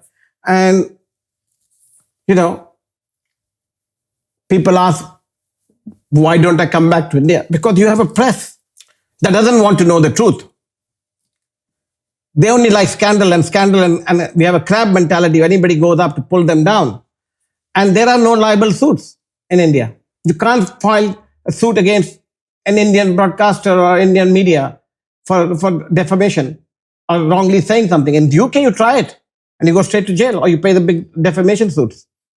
So after giving India what I did, if the media is so against you, and some of the politicians, not all, some of the politicians who are not in power still gun for you, and that I've said very well, Rahul Gandhi still guns for me, whenever he likes it, because it didn't suit him at that point in time, that I was friendly with some of the opposition party members at that point in time.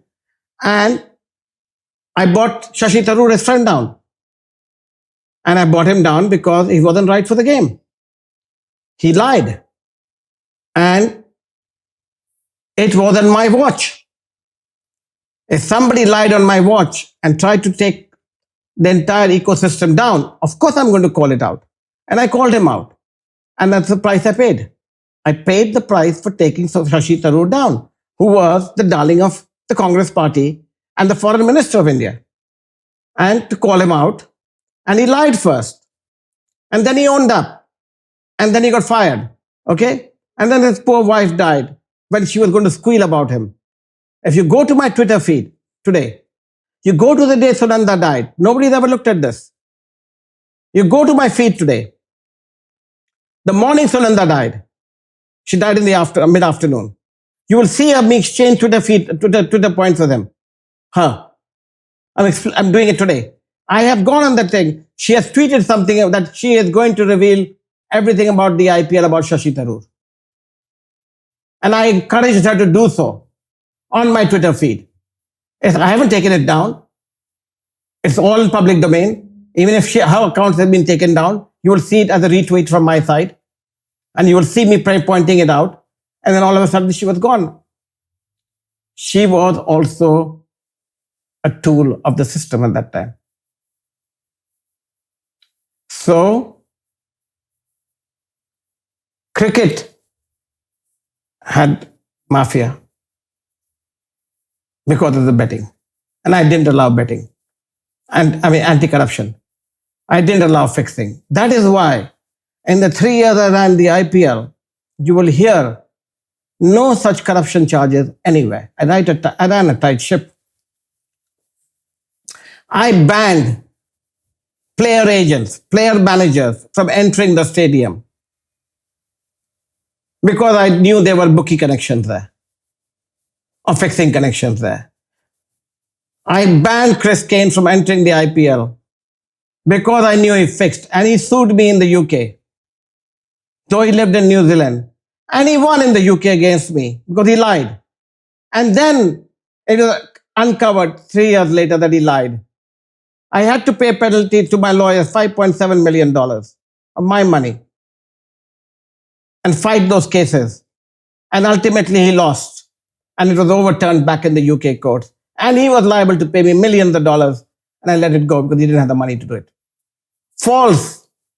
Falsely, the Congress government went after me. They persuaded the UK government to go after me and said that I should be deported because they couldn't find a case against me in India, to file against me, to officially get my extradition done out of India, because there is no case. If there was a case, you think the Congress government wouldn't have found it till now?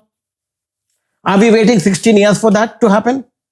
Why are we waiting 16 years of that to happen when I have given you the biggest product and you accuse me for taking 20 billion, something nonsense like that? When you're making billions, I could have taken it for myself. I could have registered the IPR in myself. I could have done it all myself. Subhash Chandra, I could have teamed up with Subhash Chandra. He offered me 50% of ZTV at that time and given it to him. Did I blink? No. Rupert Murdoch offered me hundreds of millions of dollars. Did I say, look the other way? No. It was my signature. I made the Indian Cricket Board foolproof, Murdoch proof, any businessman proof. And people think there is consolidation in IPL now in media going the next cycle, and that there are only one player in town, the big boys in town, that the bidding will come down. You're wrong. IPL is foolproof. You will see the next cycle of media. There's a lot of speculation right now on the next cycle of IPL, which went for $5.6 billion, that it'll go down. I guarantee it'll go double. I'm a bidder at 12 billion. I say that today on your show. I'm a bidder for IPL media rights at 12 billion. I may not bid myself, but somebody will bid. And I will ensure that somebody does bid. And I do it, and I'm a man of my word. And I say that right now. I see the value going to 12 billion. And they'll ask me how.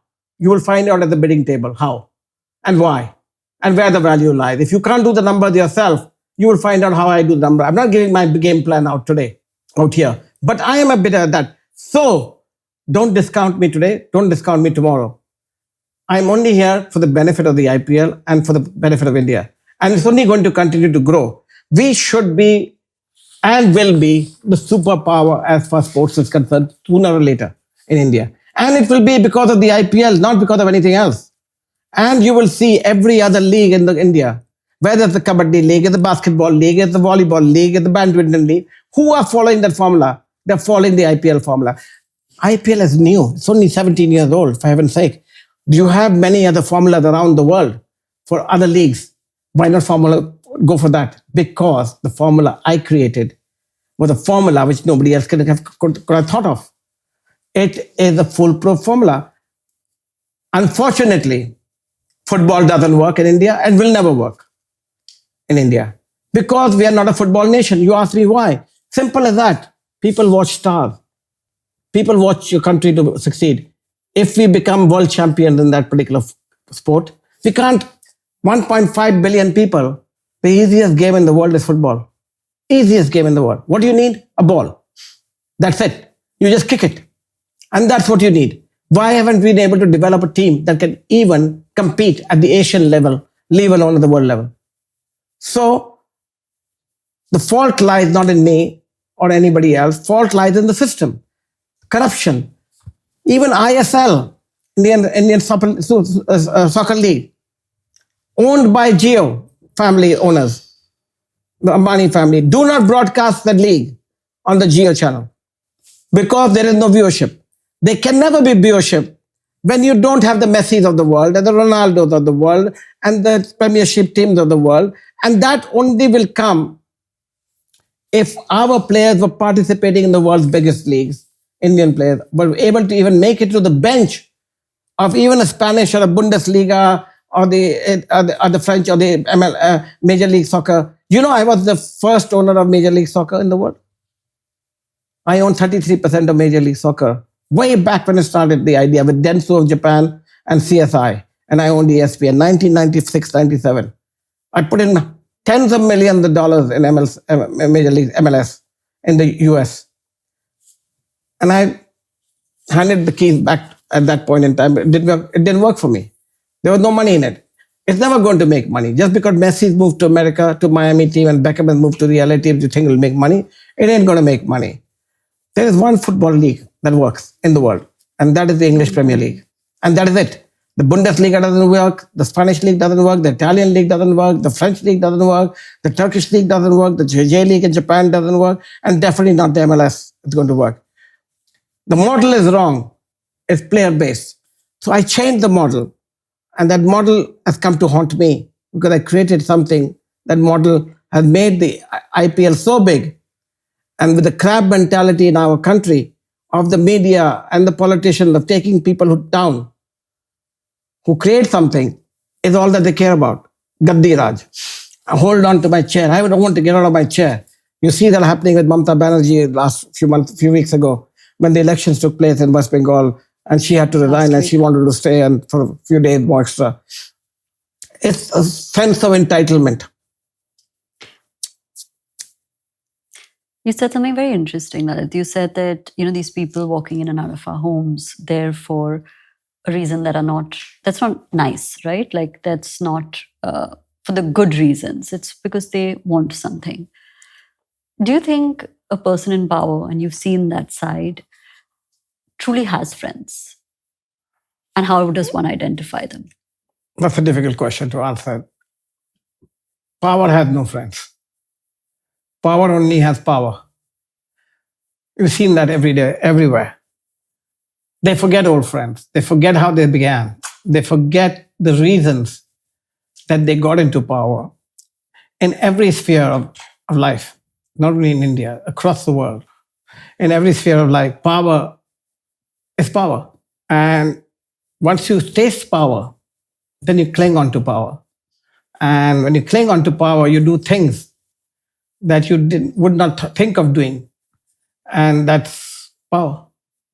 So when you were at the nexus of cricket and Bollywood and politicians during those three phases, those 3 years?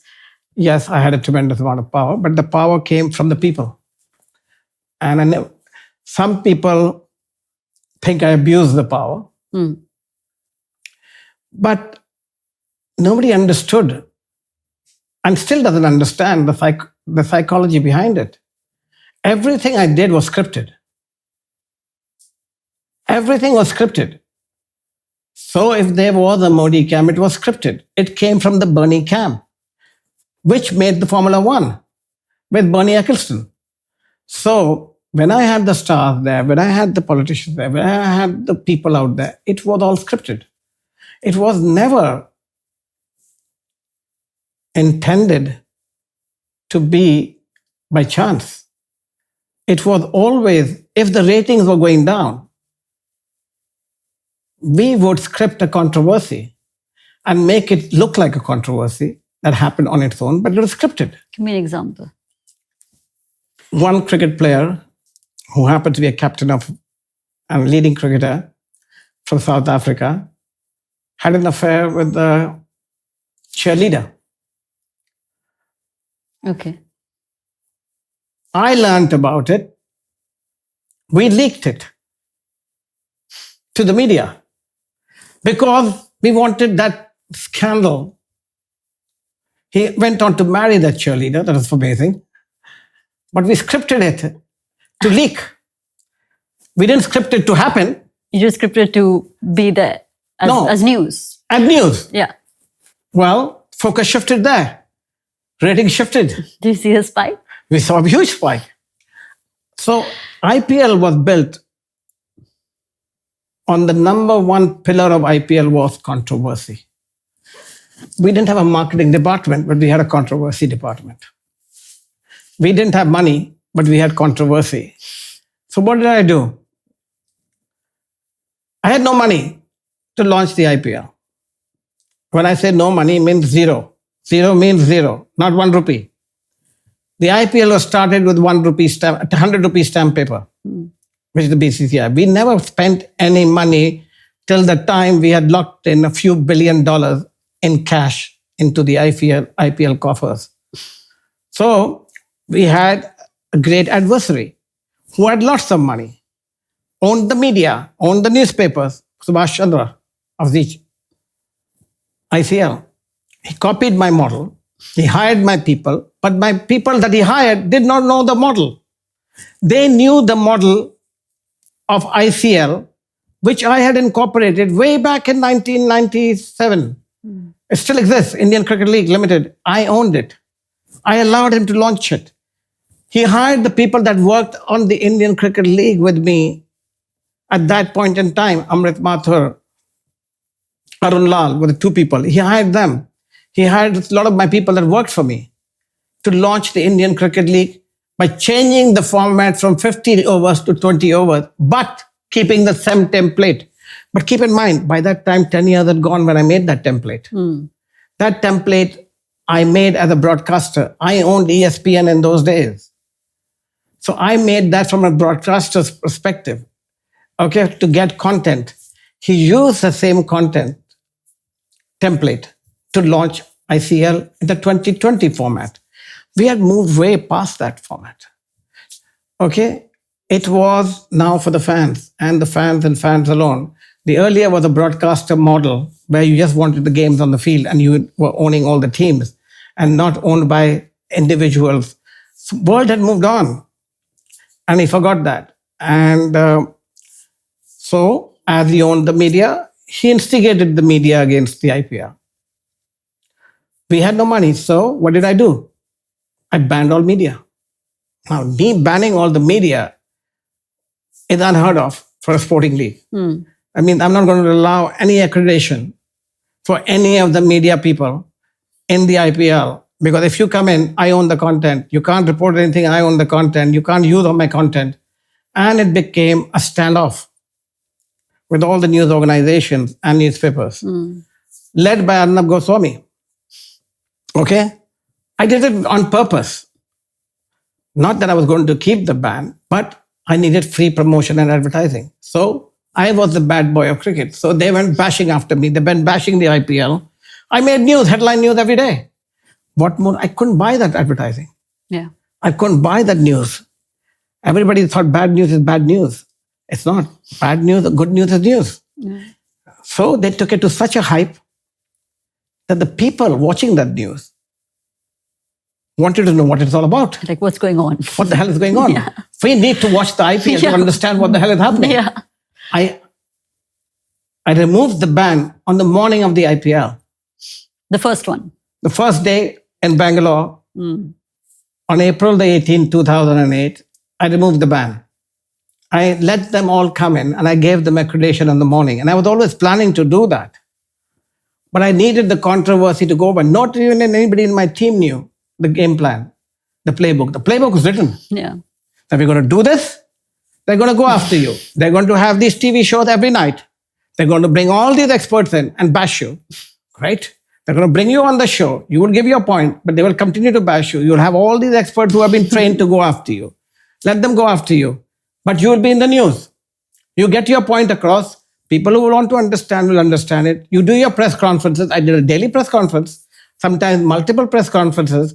Everybody was there, okay? But they were going to get no accreditation into the IPL. So I banned the players from having any meetings with the media. So everybody wanted to get in. So you control what they needed. Once you control what they needed, you would give to some people who wrote well against you a freebie or a bite or an exclusive or a story. And every day was a new story, a new franchise coming in, new player auction coming in, new sponsors coming in, new innovations coming in, and new access coming in, new player routes going out. There was always a story coming in, and there was always a leak possible. And the leak was done through my team. Yeah. Where a pointed question was asked at a media conference or a press conference, and that breaking news. Yeah. But that question was planted by me, to be asked by me.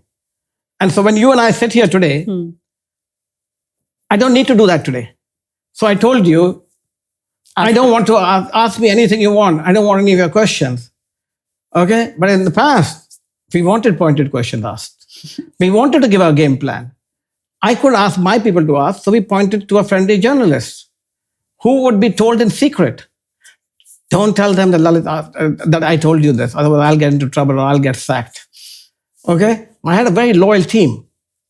But they were in those loyal teams, friends of the media, so-called media, who was told, befriend that media person and you will leak information to that media. And that information, they will think is coming to bite us back. But that is information we want out there. And we have an answer for it. So you play it up, and then we will answer the right way, and we'll steer it back on the right track. So if you didn't ask the question, you could ask, I could steer it on the right track. So there were so many of these incidents that took place. But on the day of the IPL happening, I knew I had a big problem. The biggest problem I had was reach. We bet everything on day one. And I've said in the past, there was no second day if the first day didn't happen. Right. We hadn't sold tickets for the second game. What were the stats of the first game? It blew everything out of the park. It was the highest viewed product in the history of sports in the world. And because the rights I sold to Sony for $1 billion, I breached that agreement too. I allowed the signal to be opened up, that anybody could take it. And that's how I broke the logjam of the media. I said, today, you can come into my stadium and steal the signal and put it across all your television networks. And the reason I did it is you bashed me up. I didn't tell them that. I'm telling you today. And you bashed the IPL. I want the people to see the spectacle on the ground of themselves. I had no idea. I couldn't script what was on the pitch. I could script everything off the pitch. And I was just hoping that the script on the pitch would be what it is. And it was, with Brendan McCullum going out there, hitting at 158. That was a script unscripted. If that hadn't happened, I don't know where we would be today. If that hadn't taken place and the signal hadn't been stolen and the signal was only on Sony, we wouldn't be where we were today if I hadn't opened it. Sony decided to sue me that night, okay, for opening the signal, because they said, we are paying you so much money for you. We have underwritten $1 billion for the exclusive feed. And you have allowed a feed to be stolen by everybody? Yeah. How dare you? I said, go sue me. But I will talk to you tomorrow, not today. Today you want to sue me, you sue me, because I will terminate you tomorrow. Because today, I wanted all of India and the world to see the signal. And if they were seeing the signal, what are my businesses about? I grew up in a family business. One of the businesses that my father ran was cigarettes. We have Marlboro, very addictive product. I say that on the air. That was cigarettes. My first business I launched was Disney, very addictive for children. I always wanted to go to Disneyland. From there, I moved to ESPN, very addictive as sports. From there, looking at the entire gambit of sports, I got addicted to cricket. I knew cricket was addictive to India, so I got into cricket, broadcasting on ESPN, very addictive. From there, I got onto the cricket board. From there, I created a product called the IPL, extremely addictive, the most addictive product in the world today. Yeah. And from here, my next product is my chili oil. Again, going to be very addictive. Once you taste it, I promise you, you won't leave it. You will go and buy it. So my objective is so everything has been about addiction in my life. And so I created products that are addictive. That is why a lot of projects come to me today. And I don't touch them. And a lot of opportunities come to me and I don't touch them because the only thing I know myself and expertise on is on addiction. And so I have addictive personality as such. And as such, that's got me in a lot of trouble in many places. But my businesses have evolved around my persona and my upbringing and my learnings. And everything that has all of these elements were created to create the products that I created. And that's what my life is. So you're the OG content creator, but you're also the controversy king. Absolutely. Like it. It's all about the controversy. Who is wanting to eat a vanilla flavor? They want vanilla with a topping. They want some nuts on it. They want some chocolate on it. Everybody wants a little bit of masala on it. And you won't have the page 3, the front pages, the breaking news. If you didn't have the masala, if it is what is expected, who cares? Yeah. It is what is expected. So everything I did from then to everything I do till now is all scripted. They think, my children tell me, my son says, Dad, the day you give up your Twitter feed and your Instagram feed, I will give you anything you want, okay? And I say, it ain't happening, okay? On one hand, it is what I say, it's the truth. It is not biased towards me or biased towards somewhere else. You know, It's the most unfiltered feed. it's the most unfiltered Yeah, feed I've like created. it's- I am not sucking up to somebody. I bash my own brother-in-law, Sanjiv Goenka. Okay, he's now the meme king, and he actually, I heard from somebody the other day. He's loving it. Now he's in the news every day. He loves these memes about him. He was a nobody. He was a bloody electricity king, or somewhere doing something. And now all of a sudden he Everyone owns. knows him. He's bringing the bloody ratings down. He brought the ratings of IPL down. It's a Lucknow Super Giants worst performing team. But there is some sunshine in there that we have a meme king. At least he smiles now, the fake smile he put on the air. Everybody is now memeing his fake smile. So he doesn't have guts to scream at his captain or his Pant and his team. And I'm glad he learned a lesson the hard way. And I'm glad I taught him that lesson. He's You the worst. taught him the lesson. By bringing it to the thing. I never wanted him to be I think he's the worst franchise owner. He shouldn't own a bloody franchise. He doesn't understand. He's a profit and loss making guy. He should stick with his electricity business and his Saregama and do Saregama. And he should sing and do all of this nonsense. But instead of trying and taking it out on the players, he has no idea. And then he puts out he does a photo shoot, for heaven's sake, at the middle of the night without any audiences to show that he hadn't said anything to his captain. Okay, do it in daylight. Don't bring them out in the middle of the night, I'm told. Because there were no players. There was nobody in the stadium with the bloody PR campaign he put out. What a fool. I mean, I don't know. I should fire this. And he's got all these people writing comments on my feed. Okay? And I don't have to do it. The public at large picks it up. And they have now, I wish we had the best, the worst owner's trophy. He would definitely win it hands down. And if we had a meme trophy, I would actually give her. I would say it on your show, guys, continue to make memes on Sanjiv Goenka, and whoever makes the best meme and the highest viewed meme, I will give him another Rolex. How's that on the show? Okay. Amazing. Okay. I want him to be the meme owner of IPL. I mean, we have to have some owner. Shah Rukh Khan is the Bollywood owner of IPL.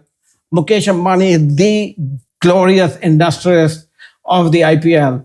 Okay? Why not have a meme king of the IPL? I mean, so let's give him that trophy, and maybe people enjoy making so many memes. There's so much traction. How many viewership? You look at it, it'll be running into close to 1 billion views. Yeah. Just on the meme king. I mean, nothing better than that. What is your favorite meme about yourself? The favorite meme on myself is there was a meme of me, Mr. Sharad Pawar and Shashank Manor, the Times of India, by Acharya, the famous cartoonist, where he portrayed me as a chicken laying the golden egg. Okay? And the IPL was the golden egg. So it was saying, can you lay an egg like that? I mean, it's fun, tongue in cheek. Yeah, it's funny. It's funny.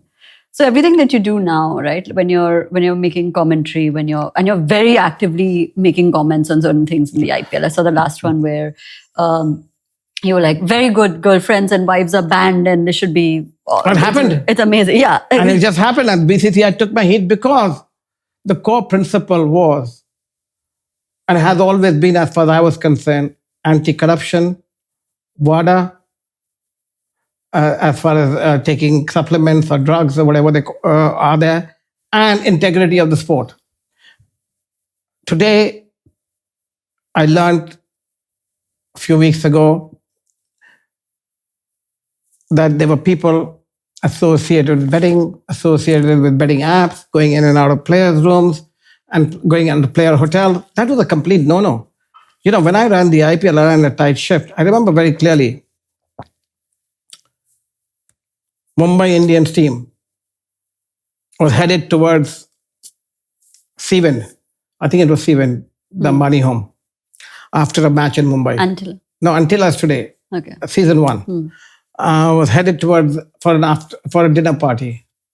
I had to turn the bus around and send it back to the hotel because it wasn't allowed. The players were confined to their hotel and confined to the parties that were hosted by the IPL in the hotels of the players. You could not visit during the season the owner's home for owner's home parties. I don't know whether that's still happening or not happening, but in my time, it wasn't allowed. And I got a lot of calls to let it happen, and I just said it doesn't happen. And if we allow it once, we have to allow it for everybody. And for the integrity of the sport, it is a very hectic schedule. The boys are going through a hectic time. They need their time off. Yeah. They need, after a game or pre-game, their time off to spend with their family and their close friends. Even that wasn't allowed. You know, so you're on tour. When you go on tour and you have to make your best performances, you need to remain focused. I cannot allow stray incidents to happen that would have them compromise on the integrity of the tournament or the integrity of playing, and for some reason or the other. So the rules are very tough. And I think the the BCCI has now realized that mid-season, after the 50th game, they realized that, and they put out an advisory 7-page note, which brought back the core ethos of the IPL, which is stick to the rules. You flagrantly violate the rules, it is undone. You got to understand, there's so many players, 16 to 20 players sitting on a bus, and you have a girlfriend delaying the bus. How is she allowed on the bus in the first place? Player wives and player families were never allowed on the team bus to go to the team venue. Player wives and player girlfriends can come in through their own vehicles. They should never be allowed on the team bus. The team bus is got ready from their rooms and is heading for an important match to the stadium.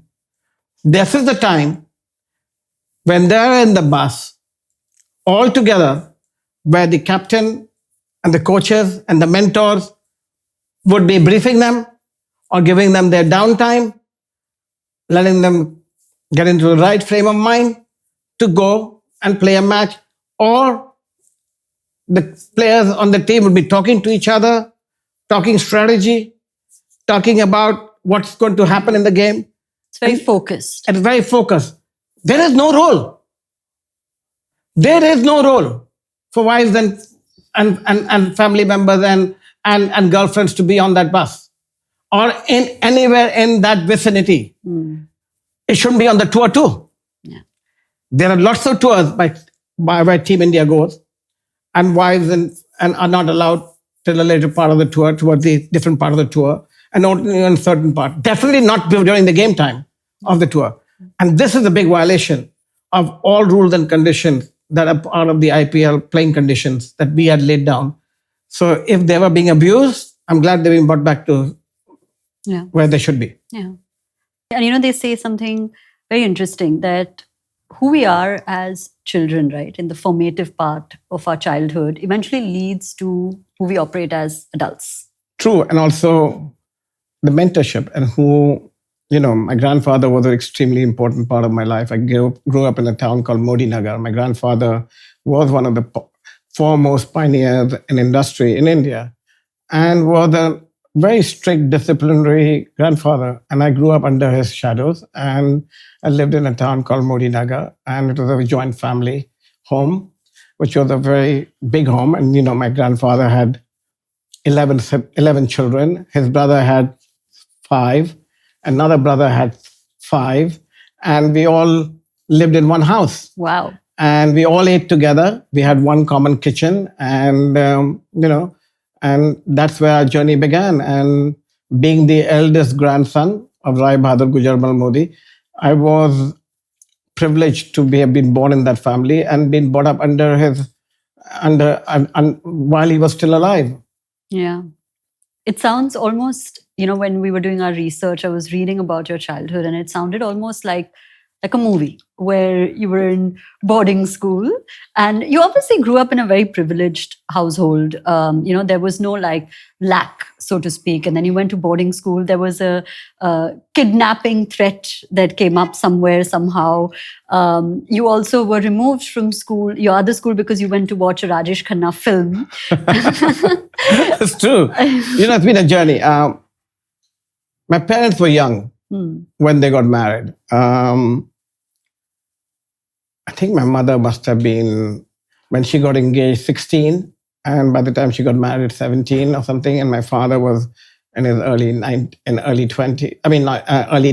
teens. Mm-hmm. And they themselves were finding themselves. And the family had my grandfather had one principle. He had a large number of industries, and he built a whole township. He himself had left, and his father, where he grew up in Patiala. And my great-grandfather was a prominent businessman under the Maharaja of Patiala. And one fine day, I remember, this story is one of the most important stories in my life, and the critical trait of mine now, and of my family. It was the Maharaja's birthday. My grandfather was 16, and everybody was toasting to the king, to the Maharaja. My grandfather did not drink, so he was toasting with a sharbat. So there was a jealous courtier who told the Maharaja, this young man, Gujarmal, does not wish you well. Because he wasn't drinking. Because he isn't drinking. And the Maharaja used to have, he was fond of his drinks. But my grandfather was a teetotaler, and he was 16 at that time. And the king then, he was already in a very merry mood, told my grandfather that he must have some champagne and toast to him. And my grandfather refused. And overnight, he was banished from the kingdom. And that led him, though everybody around in his family told him, why don't you just toast? He refused to. And he left the Maharaja of Patiala's kingdom and went to modern India in those days. So he established a township called Modi Nagar, about 30 kilometers from Delhi, and went on to become one of the most prominent businessmen. So rather than compromise on his values, he stuck to them, and he left and stuck to it, and went on to build one of the most prominent families in India. And so that was the first incident that ever happened as far as drinking is concerned. And then we moved forward to 1964, just I think probably a year after I was born. And my father, KK Modi, is now a young man and is visiting a company in Philadelphia called Roman Haas. And there they've been negotiating to put up a nylon and polyester filament yarn factory in India, in Modi Nagar.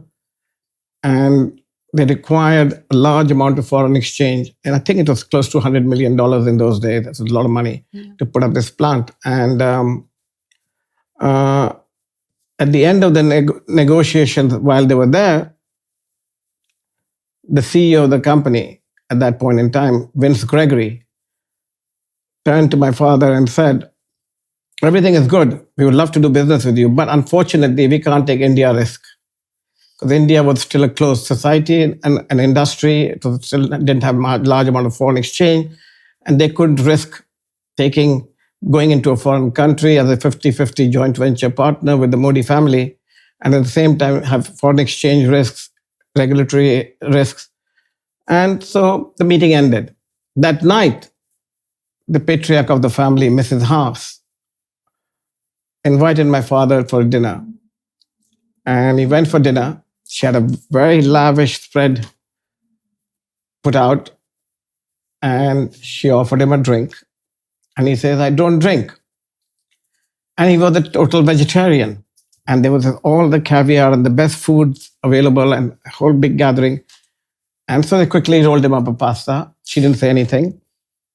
Time to go home. This gentleman has come to put up this huge $100 million factory in India. He's like, can you call me a taxi? And she was shocked that he wanted a taxi. But she said, no, my chauffeur will drop you. So he dropped her home. And he was on his way back to India the next morning. In the morning, he gets a call from the CEO and says, come back. We've made up our mind and changed our mind to do this joint venture, which went on to become the Modi family's engine and the fastest growing business. He didn't know why. Fast forward another 10 years, and Mrs. Haas has passed away. My father goes to Philadelphia to pay his condolences. And the chairman at that point in time points out to him, do you know why we gave you the joint venture and we invested with you? And he said, no, I don't. He says, I promised Mrs. Haas I would not tell you till her death. And do you remember the night you went for dinner to Mrs. Haas's house? You were vegetarian, you had no drinks, you didn't drink, and you led a humble life. And Mrs. Haas called us up after you left and said, invest with this man. He has no vices. Where is he going to run away with our money?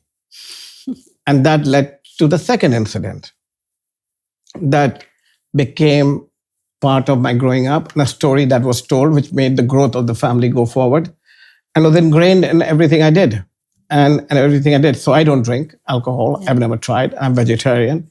That was the second thing. We fast forward now to 1978, 79, when there's emergency in India, and all the Indian multinational companies have to move out of India or dilute majority control. So there is this company called Philip Morris, who manufacture Marlboro cigarettes, very well known in the world. And at that time, they had many other product categories. And there is a roadshow of every businessman going to 120 Park Avenue, where the headquarters of Philip Morris were, and making presentations to be partners with Philip Morris, which was probably the number one company in that time in the world, of being the Indian partner. And came my father's, and everybody that went to meet the board would make their presentation, and every night the board would say, where would you like to go for dinner? And either be the Four Seasons or a fancy restaurant with the best of the wines and everything else. It came my father's turn. He said, no, I don't want you to take me out for dinner. I will take you out for dinner. So just down the road on Lexington Avenue, there are all these Indian restaurants. And he organized a dhaba type of a restaurant to take the board of Philip Morris, for heaven's sake, to this restaurant, okay, for a meal, for an Indian meal.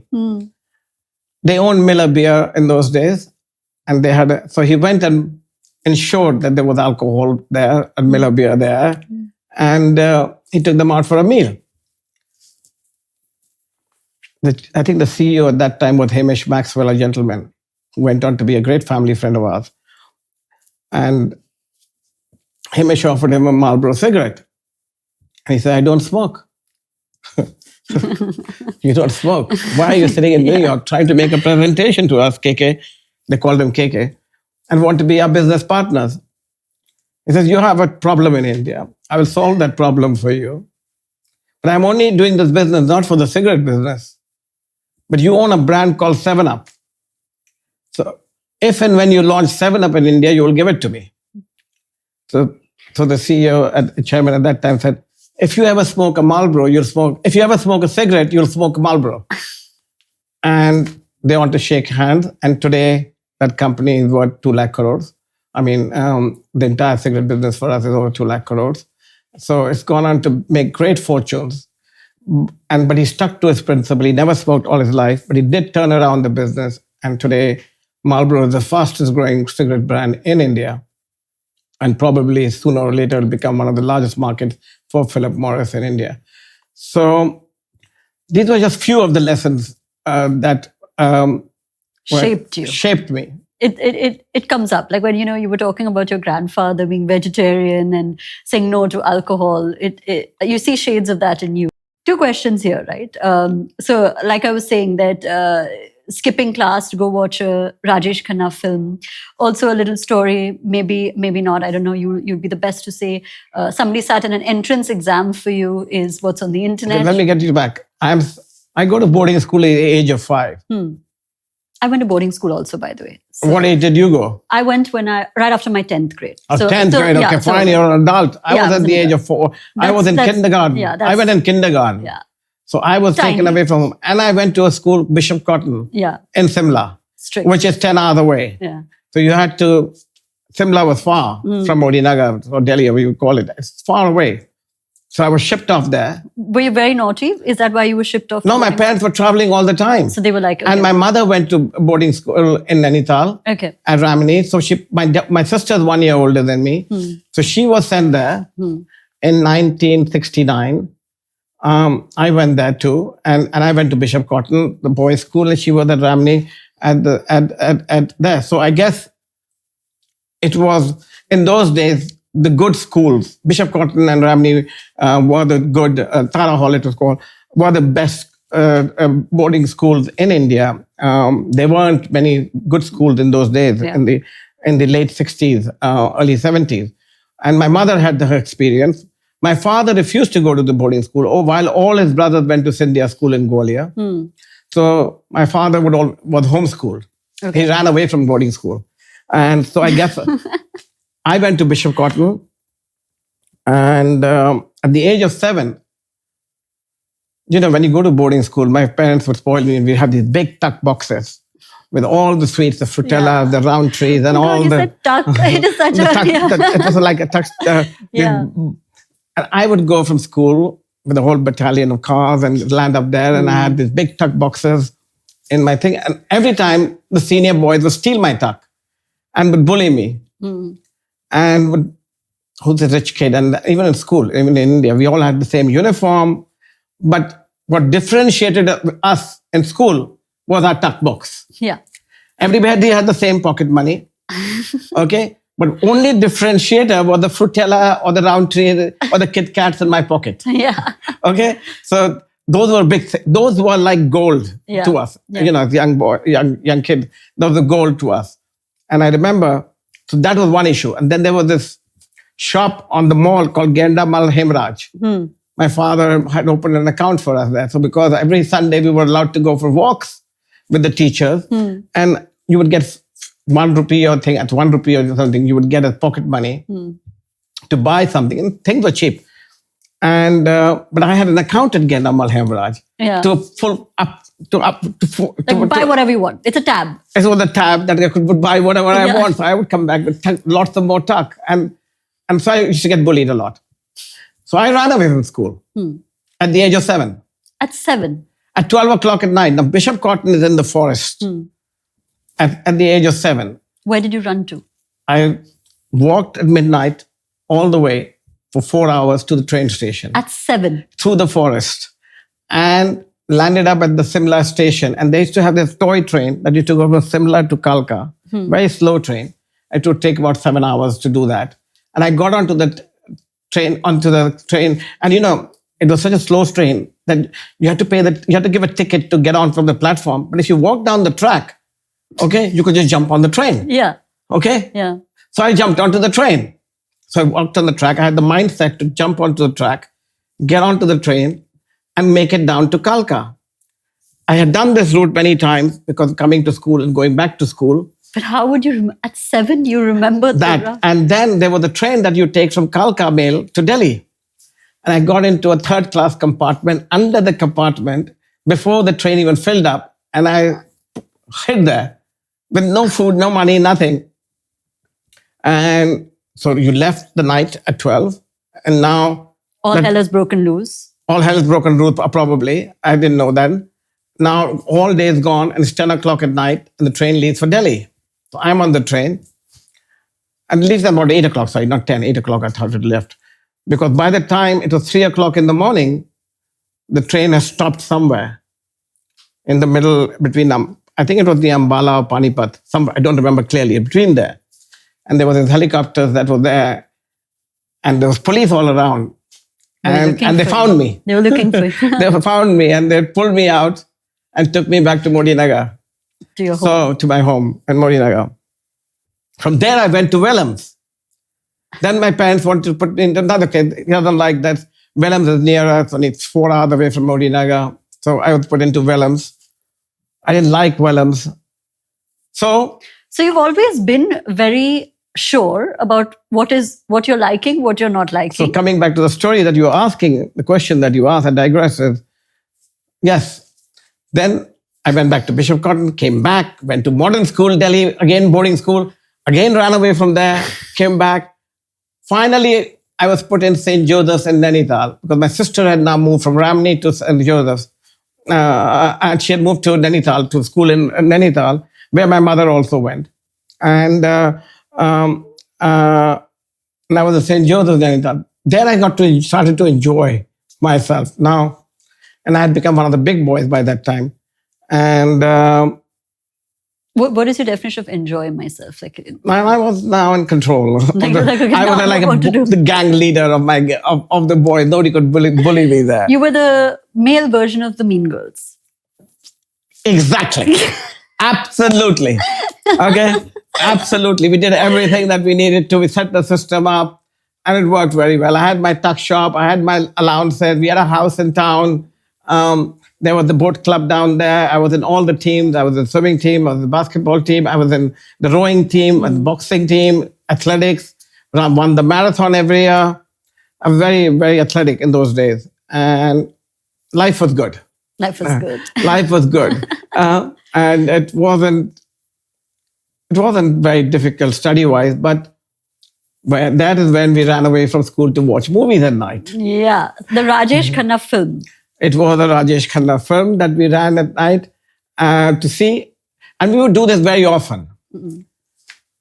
Maybe the buzz spread through the boys, and the headmaster came to know about it.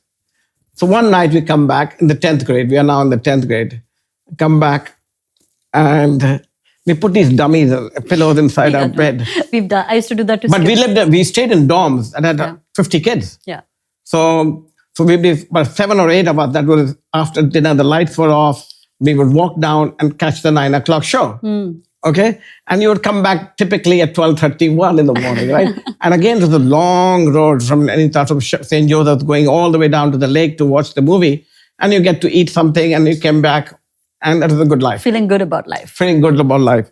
So one day we come back, and there's the headmaster standing there waiting for all of us. So we get caned.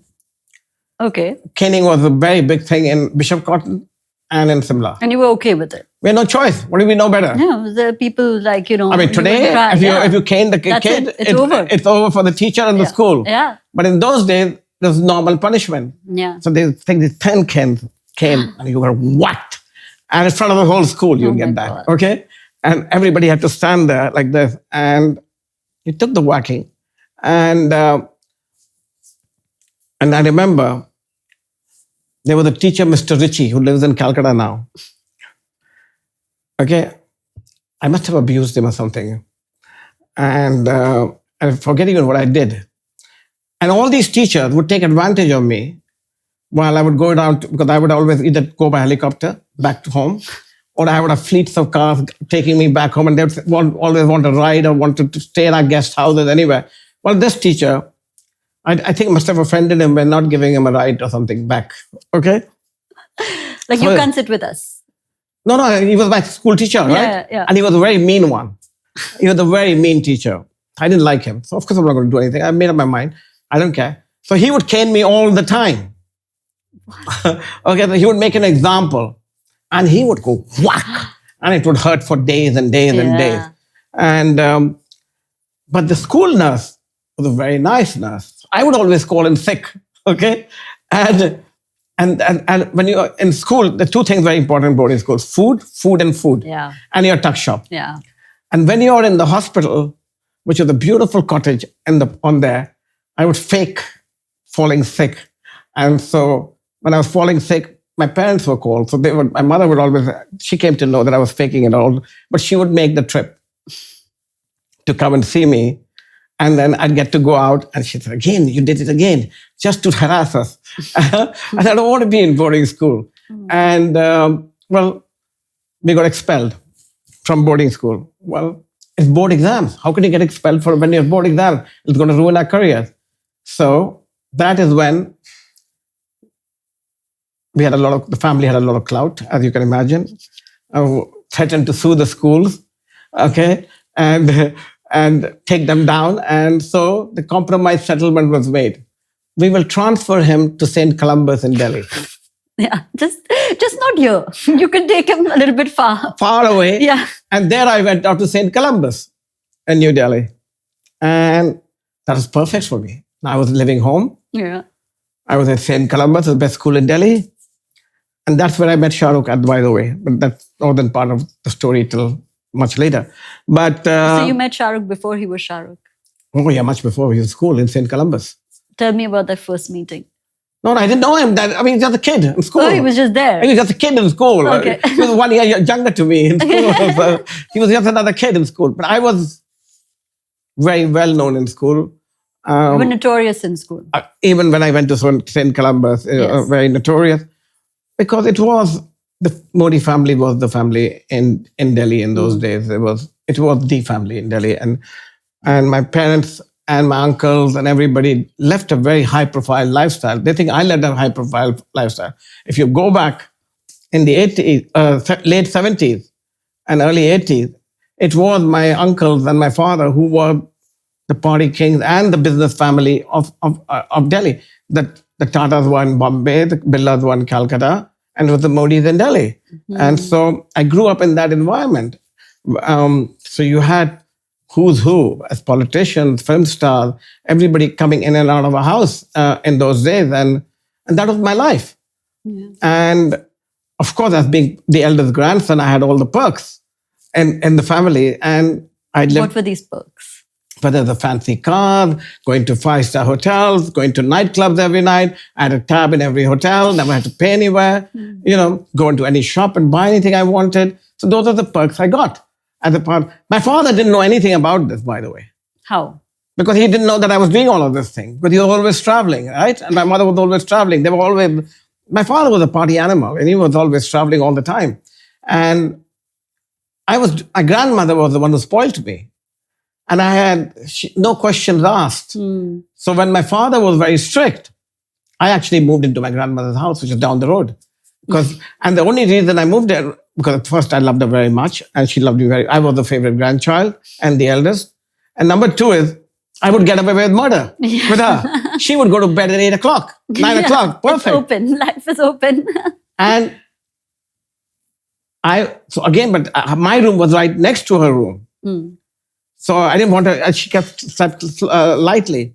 So I would climb down the window with a ladder, and then the cars would be outside. And some friend would be waiting outside to go to Ghungru, on number 1 nightclub in Delhi. And that's what I would be doing and having fun in those days. And my father and mother, my father couldn't say anything. He loved his mother and didn't say anything. And he was happy that with his mother. But my mother and my grandmother, my mother never got along with my grandmother. In fact, she didn't get along with my grandmother at all. And so for her, it was a big issue. But for me, it was a way out of being a strict parent. Yeah. And so that was my life. It's crazy. It's like, and let's talk a little bit about when you moved to college for university, and you've spoken about this, where the drug angle came about, and you came back to India, and the fire or the need to, okay, I want to take my family name forward and I want to do more and I want to be XYZ. With so many episodes in my life, by the time I was in college, from the time somebody sat for my SAT exams, and me running away from different schools, and the episode at Duke University with the drug bust, and then me hanging out at Studio 54 and doing what I did and hanging out at beach and being with the glitterati of New York. I was already notorious. I was the black sheep of the Modi family. I was the black sheep, but I grew up with a diamond spoon. I was born with a diamond spoon. People are born with a silver spoon or golden spoon. I was born with a diamond spoon. I never had any shortage of anything. And my parents I was lucky enough to have parents that had made it in life. But I had a grandmother who spoiled me thoroughly. So my father was very strict and very tight. So he gave me, I remember, going to college, and my parents took me there, and my preference was to go to Pepperdine on Malibu Beach, and that is what was my aim. And the reason I wanted to go to America was after seeing Animal House, the movie, frat parties and girls and having a great life, and that's what to me that was what excited me. I'm in high school in St. Columbus, 1982. And it's ICSE exams. Of course, I never studied. I was partying in Delhi, okay? I would get up in the morning, okay? If my parents were in town, I would leave with the car and driver and go to another friend's house whose parents were out of town, okay? We would go and sleep there, get up at 12 o'clock, have sandwiches and food, and play cards, and then go back home when school is over and everything is hunky-dory, and go out to the club and eat my dinner, and then out every night. So that was the life, right? So we didn't study. And all the teachers in St. Columbus were on my payroll for tuition. So that was the extra money that I would give them to be on the tuition. So I would get good grades while it was non-ICSE board exams. Okay? Because I was already the tutors were on what I call payroll, which nobody knew, right? But I was supposed to go to tuition to them. I never went to tuition to them. Okay? That was a monthly stipend that you would give. It's like a salary, as you would call it. I figured that out. Stipend. Stipend. So now you're applying for colleges. Now you got to be applying for colleges in America. So you have to have your mark sheet. So we had printing presses in Modi Nagar and part of an ancillary unit. So I printed these ICSE certificates of mine. So I made a whole mark sheet. I also printed as if I was only in one school. That I hadn't been to 7 different schools. You can't tell a college in America that you've been to 7 different schools. There's a red flag right there. Yeah. Okay? So I printed my mark sheets and all the mark sheets all the way. And then I created a PO box. In those days, they used to have PO box, Hindustan Times building or something, right, in Delhi, I remember. And I gave the school address on that. And the printed letterheads, printed mark sheets from class 1 all the way to class 12, and made a whole system. And letters and recommendation letters. We printed all the stationery. And we sat there, we typed it all up. And we made applications to go to college. Now it's time to give SATs. You send these applications out, and then the results go out automatically when they come out. So we printed all of this for SAT time, which you can't fudge, because the SATs are done at the American school. Yeah. American Embassy School. So that's the one you had somebody sit in. So I had a friend of mine who went on to become Boston Consulting Group head in Asia. He'd probably kill me for saying this, but anyway, I'm saying it. He went and gave my exam. And he was a studious guy. He was an IIT person, and he was a brain. His father was in the railways, was head of the railways in Delhi, and he was a good friend. So it was his picture with my name on a driving license printed in a Modi Nagar press that got him the entry into giving the exam. And I got 1560 on 1600, 800 on maths, okay, 760 on English. That was one of the top scores. So I got into every university. One university, And all these universities would reply back to this PO box number, which was a box that I held, right? Yeah. One university, Rice University, I applied to, I remember, or Vanderbilt, one of them, I don't remember, one of the two, Vanderbilt or Rice. And they wrote back to Brother D'Souza at St. Columbus saying, thank you very much for this brilliant student that you're sending us, who's had a remarkable academic career in your school. And we are really privileged to have him at our school. And we are ready to offer him a scholarship too. I didn't care about the scholarship, but they were ready to offer me a scholarship too. So I get called in by Brother D'Souza. Okay, young man, tell me all about this. Great, glorious academic career. That you have. So I had to own up. He was kind enough to let it go. Okay. He found it very amusing and clever that I did this, and he let it go. The board exams hadn't even started. Okay. Yeah. I flunked the board exam, by the way, because you had to do it yourself. I couldn't send somebody else to do my ICSE board exam. But by that time, who cared? You got in. I got in, right? And it was done. I got into every university I applied into. Brother D'Souza did say, you're not going to go to Vanderbilt or Rice because I cannot afford you to go. I'm sure you've applied everywhere else. Go there. And go wherever you want, but don't ruin my name. Yeah. So then my father didn't know I flunked the 12th exam. Then the news leaked out. How? Through the friend, because it goes on the notice board. Your son has failed. Okay. But what are these transcripts? I had now prepared ICSE certificate. Okay. They were printed like that, double, like a security printing. And then they weren't right. So I had to send somebody to London to have the security printed in London. And I did that all. And it looked perfect. And it was identical. But he caught on. But what did he say? Of course, he was very upset. But, I got away with it. I wiggled my way out of it. Okay, I'm going to be studious. Then he said, on one condition, and I was hell-bent, I'm not going to go to college in India. And I flunked in India, right? So I can't get into college in India. So he had no choice, as a matter of fact. To send you abroad. But to send me abroad. Yeah. Okay, forget IIT in India or anything else. Because you flunked, Indians would check for the Indian schools. But all the clout that he had, either I'm stuck with the Modi family college or I have to go to some friends and family college. But not Premier Institute. So you have to tell me what when the story broke, what did he say? What were the words? Now, of course, he was upset. And it was big news and it was embarrassing news. And it is what it is. And okay, so I will move you to New York. Dream come true. Finally, I get to be in the best punishment ever. Ever to be at New York. And my father was a party guy. Yeah.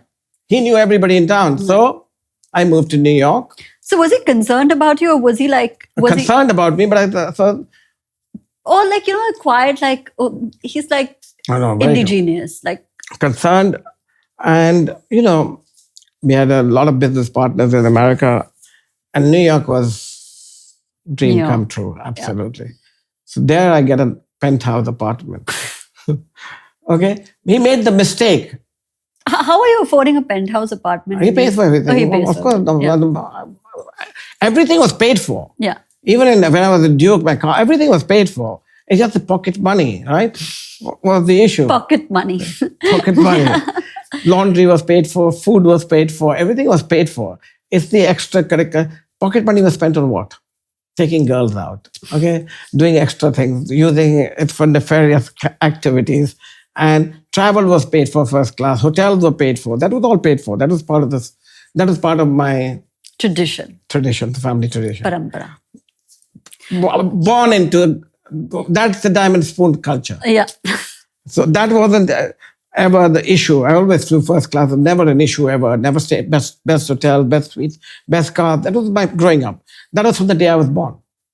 So that was the perquisite I had already. And my kids had it. And their kids will have it. And so on, and everybody, member of the family had it. It was the pocket money in your pocket that you were more worried about. You weren't worried about the food on the table, or had to earn a living or go and work somewhere.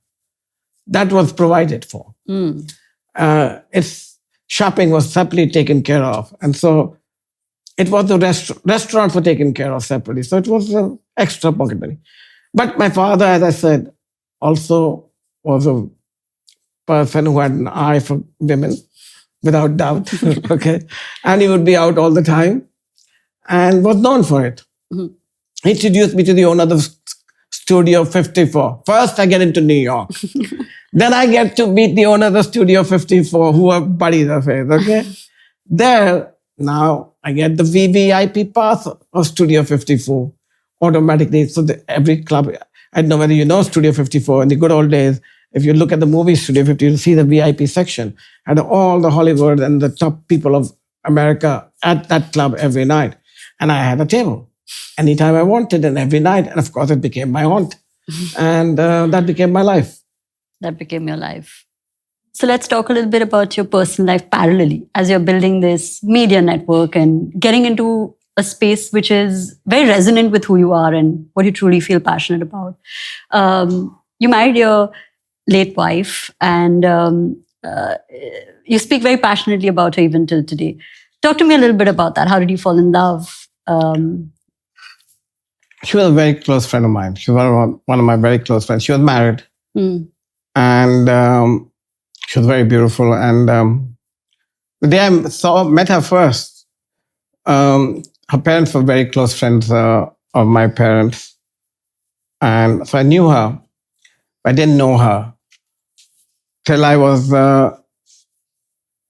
18 years old. And I just finished high school. I was high school finished. And before going to America, she lived in London. And she was there visiting India to her parents. And one was wanted to go to Kashmir, to Srinagar, with her daughter, Karima, and her sister and her brother-in-law. And I decided to tag along. And we were friends, and we went to stay at the Lake Palace, and at the hotel. Lalit? No, Now it's Lalit. It used to be Oberoi. It used to be the Oberoi Hotel. Okay. On the and that's where the Modi family vacationed since I was born in the summer. And we went to. I went to Srinagar, and we became after that trip best of friends. And she was a friend. And when I would go to college in America, I would stop in London and I would stay at her parents' house, which was in Grosvenor Square down the road. And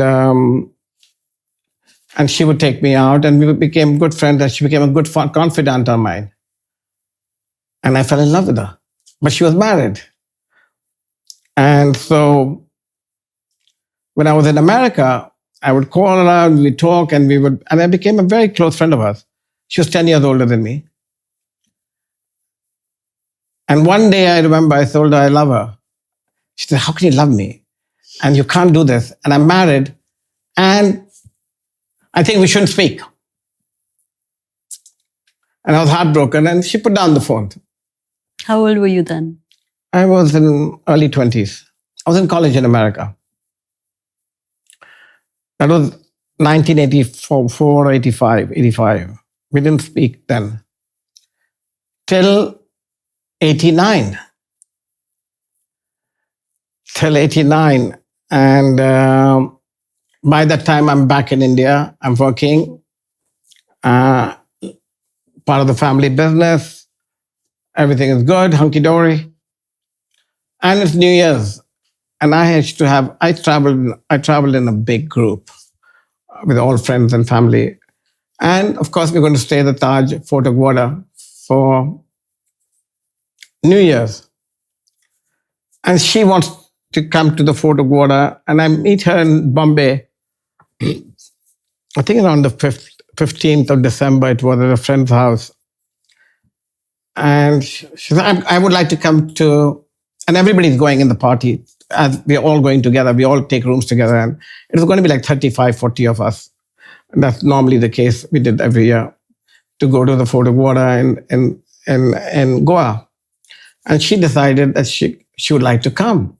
And I said, amazing. This is perfect situation. 5 years later, you were still excited and happy. Of course, I was madly in love with her always. And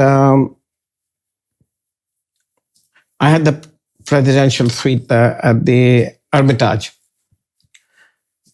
But I also had lots of spare rooms for lots of other girls who would be coming in the village, okay, and in the hotel. And it was always sold out. And I would have formed the group of everybody going there. I think 40 of us in that year. And I was known for my parties and my social skills. And so,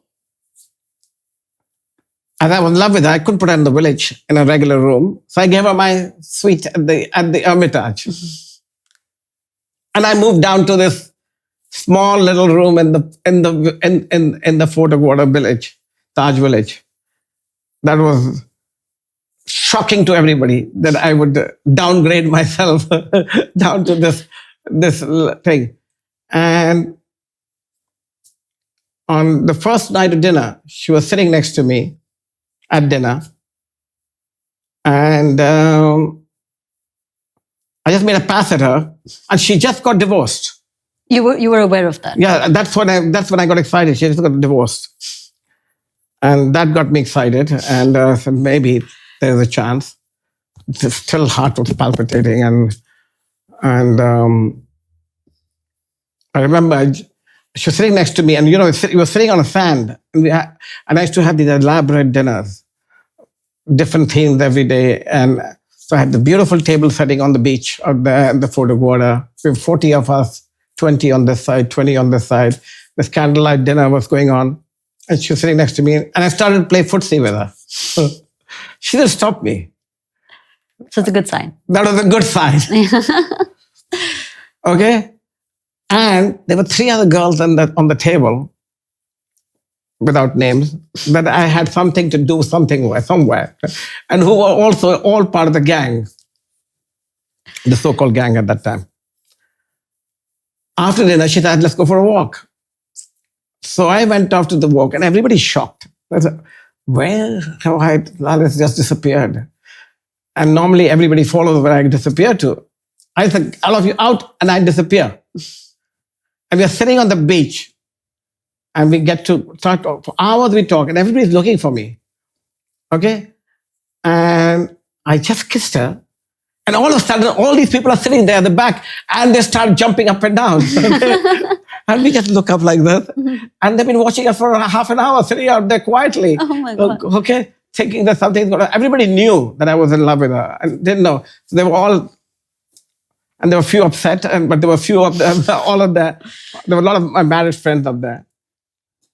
And from that day onwards, I never proposed to her. We just knew we'll be together. Wow. And it started then. It was kept secret for years and years, for a year. Because she was divorced, she had a child.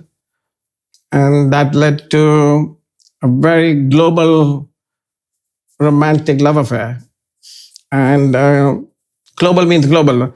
I used to travel a lot for business, and like I said, in our family, you got to have a partner to start a business. So I was working on many, many businesses, joint ventures, and hoping one to fructify. And Disney fructified in 1989, but it took from 1989 to 1991, 2 years to negotiate the agreement. So I was in LA, New York, Hong Kong, probably once a month for other businesses in Seattle and Portland and Orlando, you name it, in Tokyo. I was working on 10 projects at one time. And she lived in London. And all of a sudden, my travel patterns would change. It would revolve around where... London.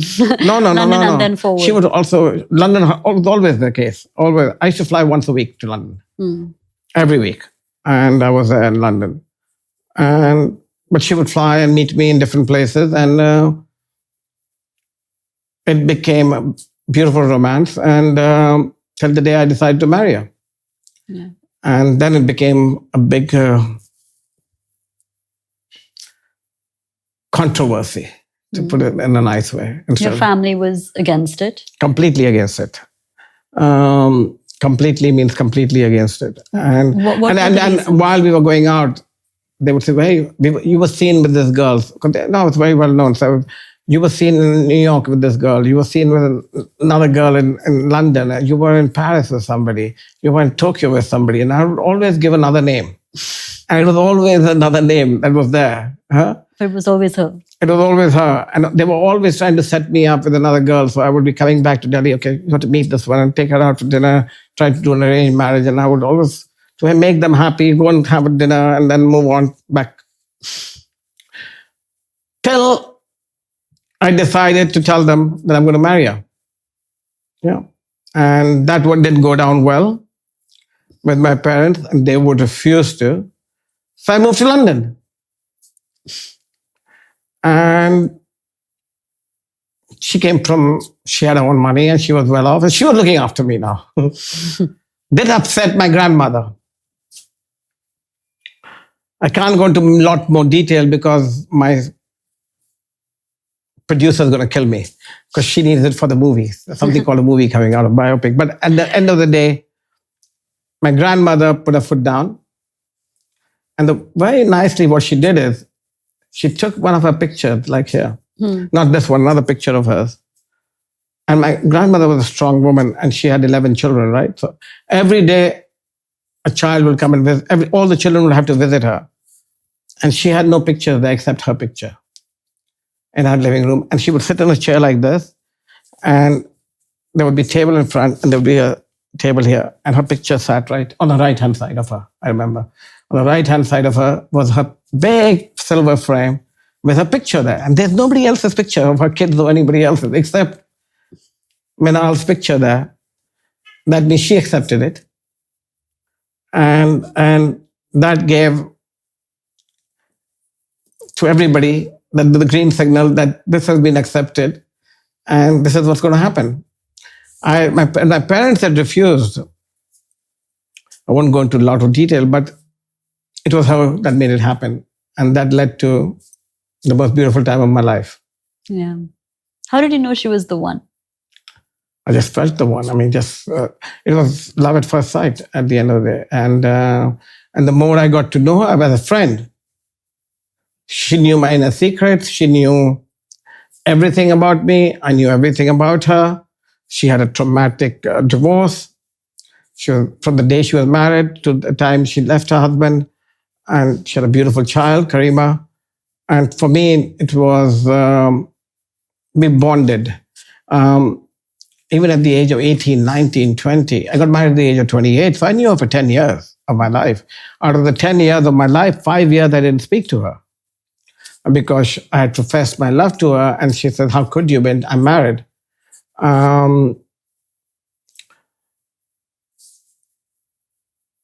She knew everybody I went out with or what I did in life. I didn't think she would fall in love, but she did. And I'm not an easy person to live with, tell you the truth. I'm very difficult. If you saw my childhood with my parents, that already gave hints that it's not easy for anybody to live with me. And so we got along like a house on fire. And it was a very, very romantic love story all the way through of what we went through and the times we spent together. And we traveled the world for years before we got married. Yeah. It sounds beautiful. Thank you. And every time you post about her on social, it's like she's there. She's always there. If you see in my house, yeah, she's all over the house. And this house, this square was her dream square to live in. And if she could have a house anywhere in the world, it would have been this square. And I'm sure it would have been this house. Unfortunately, while she was alive, I never lived in India. I lived in India, so she moved to India. We created a beautiful home in India, in Mumbai.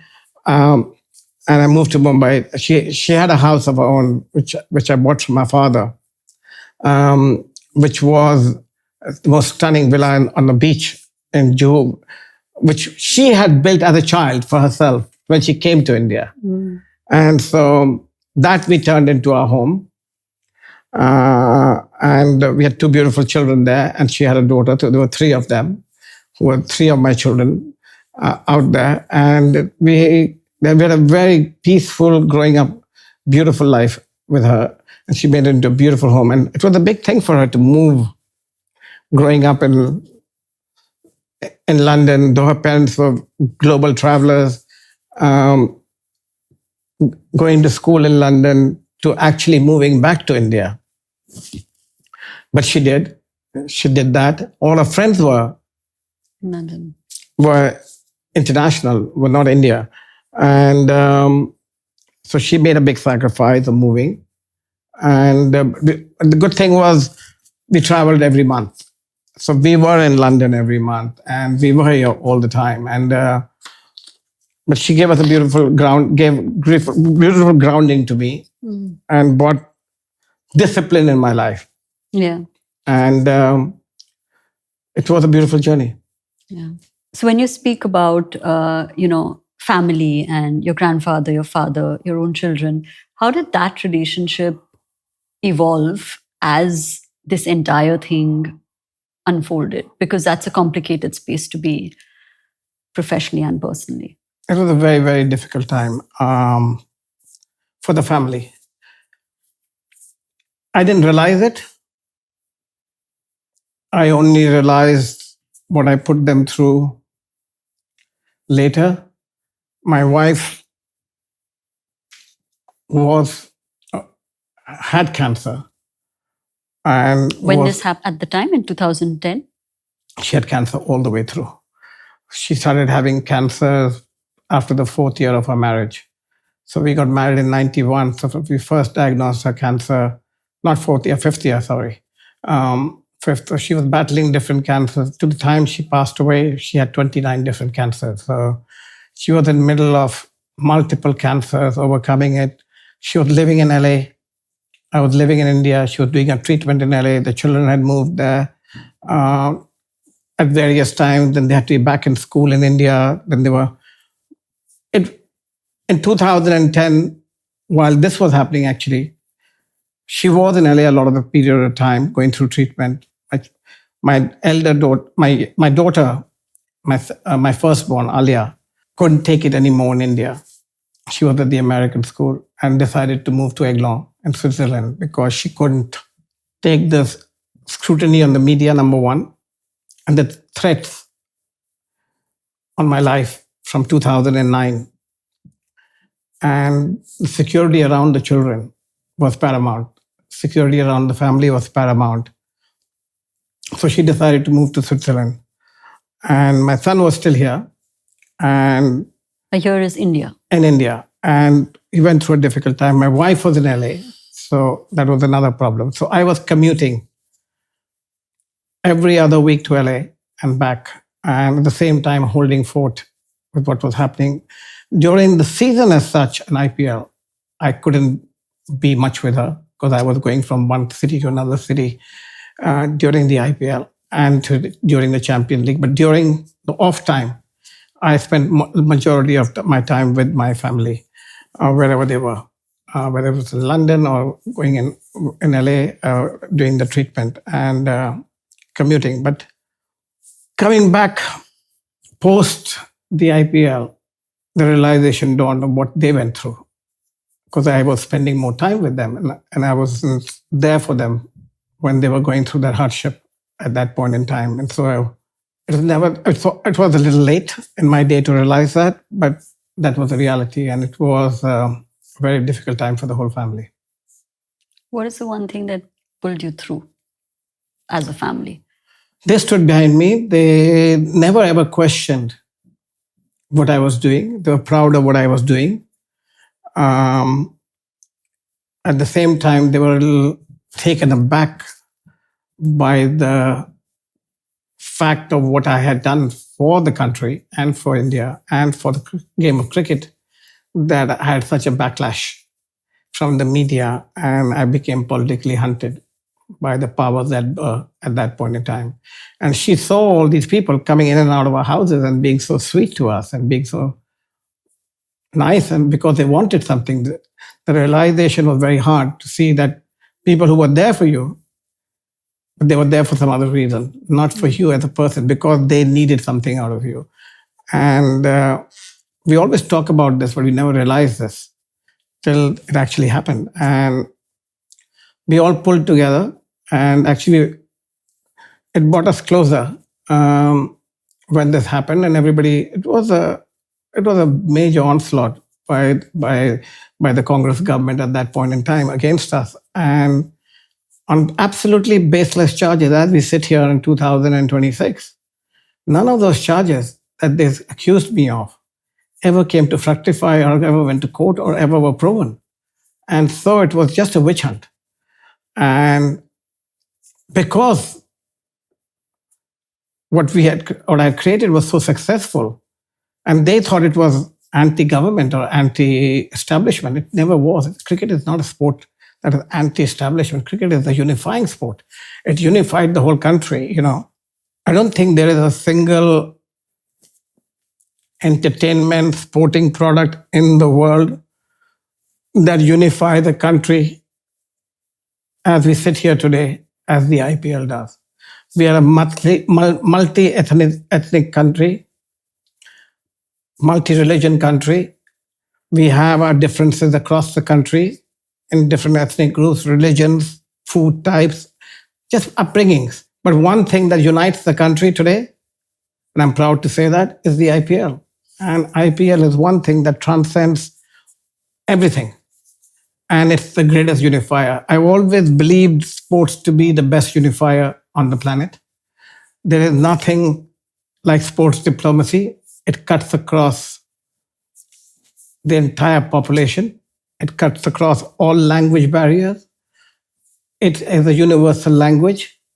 And sports overall has shown over the years to be a great healer and unifier. Cricket more so than anything else. And today, I'm proud to say that the IPL season that I just finished, we've hit over close to 900 million views, unique viewers. No other sport in the globe can claim to have that kind of a reach. Yeah. Not even the FIFA World Cup, that kind of a reach. So, cricket has now taken India to a different level as far as the sporting culture is concerned and as far as sportsmanship is concerned. And today we all in India should be proud of the fact that we are a nation and known as a cricket nation. You know, cricket is not a national sport. Yeah. Even to this day. It's hockey. It's hockey. And unfortunately, hockey is not same as cricket. And it's just that in 1983, when India went on to win the World Cup, that cricket became prominent and predominant and started to attract viewership. And nobody knows it better because I started it all from the cable side of the business to the television broadcasting side of the business and ultimately to the sports league side of the business.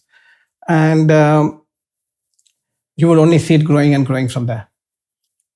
So when we come back to your time of leaving India and coming to London, there was a gap, right, of a couple of years. What did those years teach you? Because you were away, you were being called all sorts of names. This was a product that if it's your brainchild. And now there are all kinds of things being said. Obviously, on the personal front, like you said, your wife was battling cancer. Your children were obviously facing the heat wherever they were in the world. What kept you sane and what kept you going? And do you think that the fact that you're so unfiltered kind of got back to you and turned it around on you? That you just say what you speak? I say what I speak because it was the truth. What the people don't know today is I could get up in the morning and look myself in the mirror and I know I said the truth and I didn't have to hide behind it or to butter up to somebody or caress somebody's ego. And it was always the truth. And I created what I created because I stuck to that line, number one. Number two, they don't know this. But everything I did was always recorded. And it still was recorded till the day I left India. That means my security team had recorded every meeting that I was in. Okay? Every meeting I met, everything was recorded, whether it was a meeting in my car or in my house or in my hotel or in my suite or on the plane or wherever I was in a boardroom. Every meeting was always recorded. And there are 5,700 tapes I kept and still sit there. They sit in Liechtenstein. And I have sat there and I know the truth. I just waited for the truth to come out. And that will come out now in the full movie that is coming out soon. And, that is working on. I could hold my head high and say the truth. And that is why the media kept coming back to me, because one half of the media actually knew that I was telling the truth, but didn't have the guts to talk about it to the powers that be, who were there because they just wanted to hold on to the power and hold on to the money I created. It was never about the money. I came from so much money. I was one of the biggest families in India. I always had money. I had a life that nobody ever could dream of. So I never needed the TADAs and the money that they were given out by the BCCI to run their lifestyle. It was never for me. I spent millions and millions of dollars of my own money creating the IPL. So I could hold my children grew up. As I said, I grew up with a diamond spoon. They probably grew up with a bigger diamond spoon than I had. Okay, mine was probably a diamond coated spoon. There was probably a full diamond spoon, as far as I was concerned. From what my grandfather built the Modi family to my father building and to where I am today, it's a different ballgame altogether. So if my grandfather was born in a silver age, my father was born in a golden age, I was born in a diamond age, my children were born, as far as the wealth of the family is concerned, in 100 times X age in that context. So they never had anything to fear. And they saw me being fearless in what I did. And if I didn't do that and I bowed to different cross-sections of society and powers that there are, then IPL wouldn't exist. I'll tell you that now. Yeah. It wouldn't be, if I didn't do the things I did and implanted in there, it would have been unraveled. People were taken out. They tried to take out the cheerleaders after I went. It took out a major element of the IPL and they had to put it back. They tested many other things, but the formula of IPL hasn't changed and it's identical. And I always said it after year 3. The IPL is recession proof. It doesn't need a Lalit Modi. It doesn't need an XYZ. You can put a donkey up there and it'll work because it's on a self trajectory.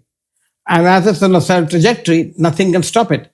And I keep saying that again and again and again. You will see the IPL double in value every 3 to 5 years. It will just continue to double in value. You will see no other company on the planet. If you think the AI companies, the Meta companies, all of these companies will be of the value of IPL, you're absolutely wrong. Keep in mind, the IPL was started with zero money. Meta and the AI company are spending billions and trillions of dollars to create that, and then they get a valuation. If you look at a return on investment basis, there is no other company where you started a company with 100 rupees stamp paper of having the value that it does. And by the way, every rupee that comes into the BCCI is profit. There are no expenses. It is a model which has no expenses. It is a model where the BCCI just puts it out there, has zero costs. When you have a zero cost product, there is no other product like that on the planet. It's the most profitable product on the planet. I thought my business was a profitable business, the cigarette business. Hugely profitable business.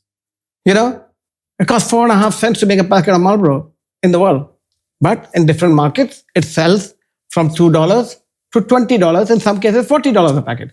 Large portion is taxes. The higher the taxes, the better the margins in our business.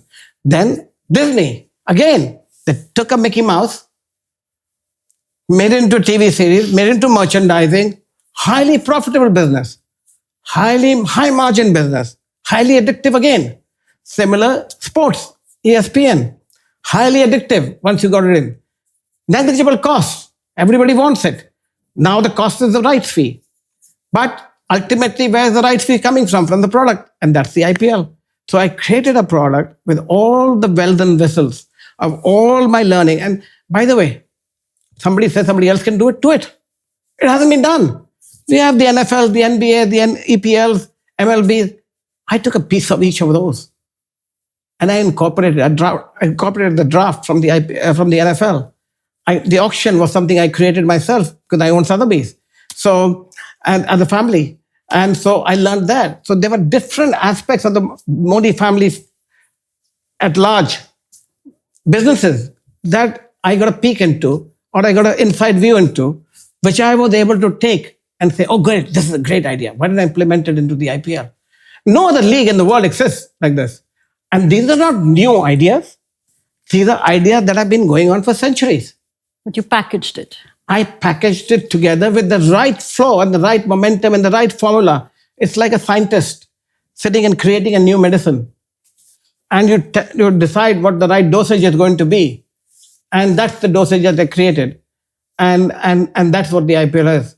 And so if people were to look at this, just copy it and put it into badminton, put it into hockey, put it into swimming, put it into basketball, put it into baseball, put it into anything you want.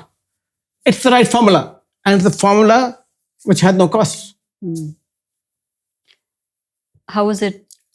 How did you feel, or how did you process it? Was it the hardest challenge for you when you lost your wife? It was. I wasn't expecting it. When she died on December the 9th, I think, 9th or 10th, I keep forgetting now, 10th, I think, or December in 2018, we were all sitting on the bed that morning. She was not well. I thought she'd survive. And I had a doctor there and they will live. I didn't think she would die that day. And I'm saying it for the first time. We were sitting on the bed. She was unwell, but she was well enough. 10 days before, she had hosted a big dinner for me on my birthday, on the 29th of November, looking very regal. And that's one of the pictures I put on my Instagram, her dressed in a sari. And she had hosted a dinner for about 50 people that night. She was perfectly fine. And she didn't die of cancer. She died because she went to Berlin. She went to Berlin. A friend of ours told her to come there, and she had an alternative, to look at an alternative cure. That was sometime in September of that year. So she went there and did this alternative cure, and that immediately filled her lungs with water. She was on her way to Dubai, and she collapsed while she was on her way to Dubai, and immediately rushed to the Cleveland Hospital in Dubai. I remember, somewhere else in Europe. And I have a very dear friend and brother, His Highness Sheikh Nayan in Abu Dhabi, who was also very passionate about cricket. I made a call to him, and he looked after her at the Cleveland Clinic. And she stayed till 3 months in the clinic. And her lungs had filled up with water. That led to her decline in health. Every cancer she had, we were able to defeat it. We had a great doctor, Dr. Carlo Greco, in the Champalimaud Institute, a research institute in Portugal, in Lisbon, who did a remarkable job. In fact, I was investing a lot of money into cancer research and was looking at taking that cancer treatment all over the world, and had signed them on to actually expand that research facilities all over the world. And I truly believed in it till the time she died. And so a fateful day in December, we were sitting on the bed. All the children were there, I remember very clearly. And she says, why don't you all go and have a bath? And we'll play cards after that. So she sent us all to our rooms to have a shower. I was dressing up and on my way, and then they were screaming in the lobby of the house, and she had gone with a smile, just like that. And there was some liquid coming out of her mouth. She knew it was her time. So she purposely made us all leave. There was nobody in the room when she passed away. And she peacefully went. And it was very, very difficult for me to absorb it. I immediately had a heart attack. And I collapsed right there when I saw that. And I was rushed to hospital that morning. And it was a big shock to all of us. I remember very clearly. And they were trying to keep me there. And it was a funeral time. And I just got out of the hospital and I left. And after that, it was never the same. The next 4.5, 5 years,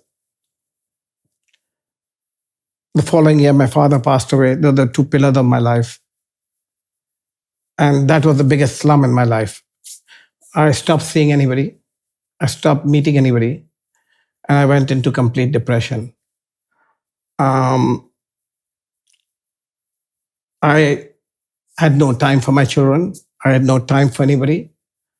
And it was probably the hardest time of my life at that point in time. I would eat on my own. Nobody was allowed near me. And it took a long time, a long, long time. I started to get out of it in 2022 when my daughter was getting married. But again, I was never there for her. And that was a very difficult part. And my daughter planned a whole wedding on her own in Venice, a beautiful wedding. Probably one of the most beautiful weddings, even I must say so. But I was never there for them. And I can never forgive myself for that. I was there, but not there.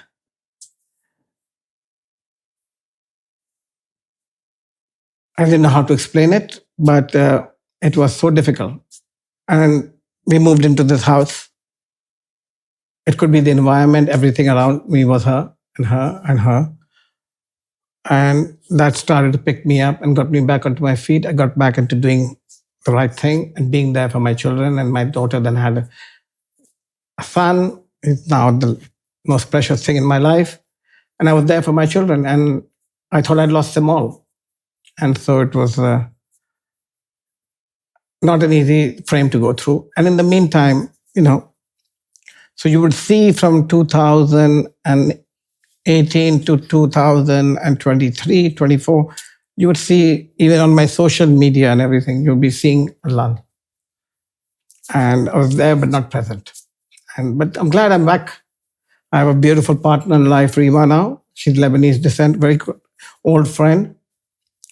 I must tell the story. First time I met her was 26 years ago.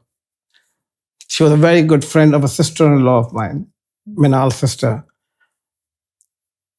At a happy occasion at one of the anniversaries at Sangeeta in South Africa.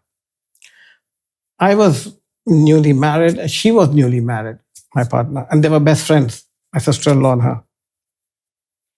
In South Africa, I meet Rima. I'm with my wife, and she's with her husband. And my wife knew her very well because they were all part of the same growing up. They all grew up in that community. I didn't, because my wife lived in Lagos and in London, and so did her sister. And Rima did too. The minute I saw Rima with my wife, it's the funniest thing. I said to her, the first thing, word that came out of my mouth was, I will marry you one day. When you're with your wife? With my wife, and she's with her husband.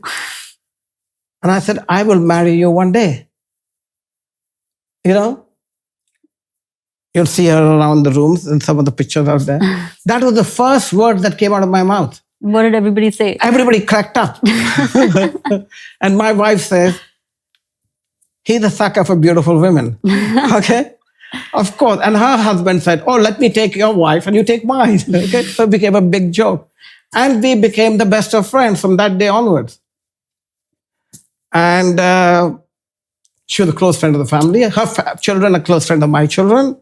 And they all grew up together. So she was a very beautiful lady in those days, and still is. And everybody knew that I was a sucker for a beautiful woman. Okay, I'm known for that. It's not that it's all part of my life, and I don't regret any more of those. If you can't appreciate a beautiful woman, then what's the point of having a beautiful woman there? So I have no problem if anybody looks at my girlfriend or my wife and says she's beautiful. Okay, that's fine. Of course she's beautiful. Otherwise she wouldn't be there with me. As far as I'm concerned, I keep telling my Rima. She said, "How do you say that?" I said, "If you weren't beautiful, and if I wasn't attracted to you, and if somebody didn't think you were beautiful, I promise you wouldn't be next to me." Okay? Okay? So I have this collage that in my family that they have of all the girls I went out with. And I must say I have a great track record. I must say that. I have a great track record, which I am not ashamed of. Where's this collage? No, it's there somewhere. It's there. It's like a physical collage, like you can see it? No, it's on my phone. It's a digital. Okay. It's a physical collage on a phone. Okay. Yeah, but it's there. But I'm very proud of every one of them. I went to them. Each one of them is friends of mine. Each one of them is every one I've gone out has been, because from the time my wife passed away to the time with Rima, I've had a few flings and a few very dear moments from dear people. And each one has been very special part of my life. And each one has made me grow into a different person. And they're all very good friends of mine. Not many can say that about their ex, but I can pick up the phone with all my exes. Really? And pick up the phone and talk to every one of them. And then you're going to shoot for a question, go for it. You know what's going through my head? I can probably go for it, whatever's going through your head. Did you expect, when you posted on Instagram about Sushmita Sen, was it thought through, or was it just wearing a heart in your sleeve moment? No, Sushmita was very special to me. She made me grow into a lot of things that I am today, and was extremely special. She was very much part of my life at that time, and would have been. It was just, the distances were too much for us, and her career was India. My life was in India, London. But it was a very, very special relationship, and I have the fondest memories with her. And she's still a very, very dear friend of mine. And I just wish her all the best. And, she is an amazing lady, and what she has done to two girls, Renee, and so she is a very special lady. Her parents are very special. And she, as a single mother, has done a tremendous job in her life. And I sit in amazement and look at her, how she grows and grows and grows. And I just wish her all the best. Yeah. Again, a very beautiful woman. I've interviewed her. Oh, have you? Yeah, I was fangirling throughout the interview. I was like, did you ask any questions about me then? No, I probably didn't have the guts to. No. Yeah, like she asked about love. Yeah. And she spoke to me. So she said something really funny. So she's like, I don't know why people call me a gold digger. Haven't you heard? I like diamonds. Hello, 1 minute. Hello. Sushmita, please understand, is a very beautiful and a very well-to-do lady. Okay? I don't know if anybody knows this, if she's told this or not. She has more diamonds than anybody I know on the planet. And she's earned it herself, and she had diamond stores. So she's a very wealthy lady. She has done it all on her own. Okay? There wasn't a time I went out with Sushmita that I had to pay for anything. She paid for everything. I was like a kept boyfriend. Okay? So Sushmita is a woman that is very proud, and I'm going to say this very happily. And she is a remarkable lady and self-made lady. Self-made lady. And she will never accept anything from anybody. So when somebody says she's a gold digger, no, Lalit was a diamond digger. It wasn't she was a gold digger. I was hoping that I was a diamond digger as far as she was concerned, because she was truly a diamond. And as far as I was concerned, she could have anybody on the planet she wanted. It was never about money. It was never about anything else. And she is extremely well-to-do. I mean, touch wood. I mean, she can buy what she wants and do what she wants, and probably buy anybody she wants on the planet, without a doubt. Yeah, she's amazing. Did you expect to break the internet? You broke the internet. Like it. We did. I remember we were on the plane. Did she know you were going to post? I said it. I did it right there in front of her. She didn't think I would do it. We were arguing about something on the plane. I said, I'm going to post this. She said, ha, ha, ha. And I pressed the button. Okay? We were in Sardinia, and she was going back to London to see her mother. And I was flying back to see her, to drop her back. We were on a plane going back to Sardinia. And I think that's to London, is when I pressed the button. By the time we landed, hell had broken loose. Yeah. But that was all right. There was nothing wrong with it. She didn't say anything. Didn't say take it down. I didn't say take it down. And it was what it is. Yeah. It was, it broke the internet. I think for a few days, that was just everything we were the fourth and fifth most Googled people on the planet that year. Really? Yeah. You know that for a fact? It was on Google. Oh my God. Statistics. That's insane.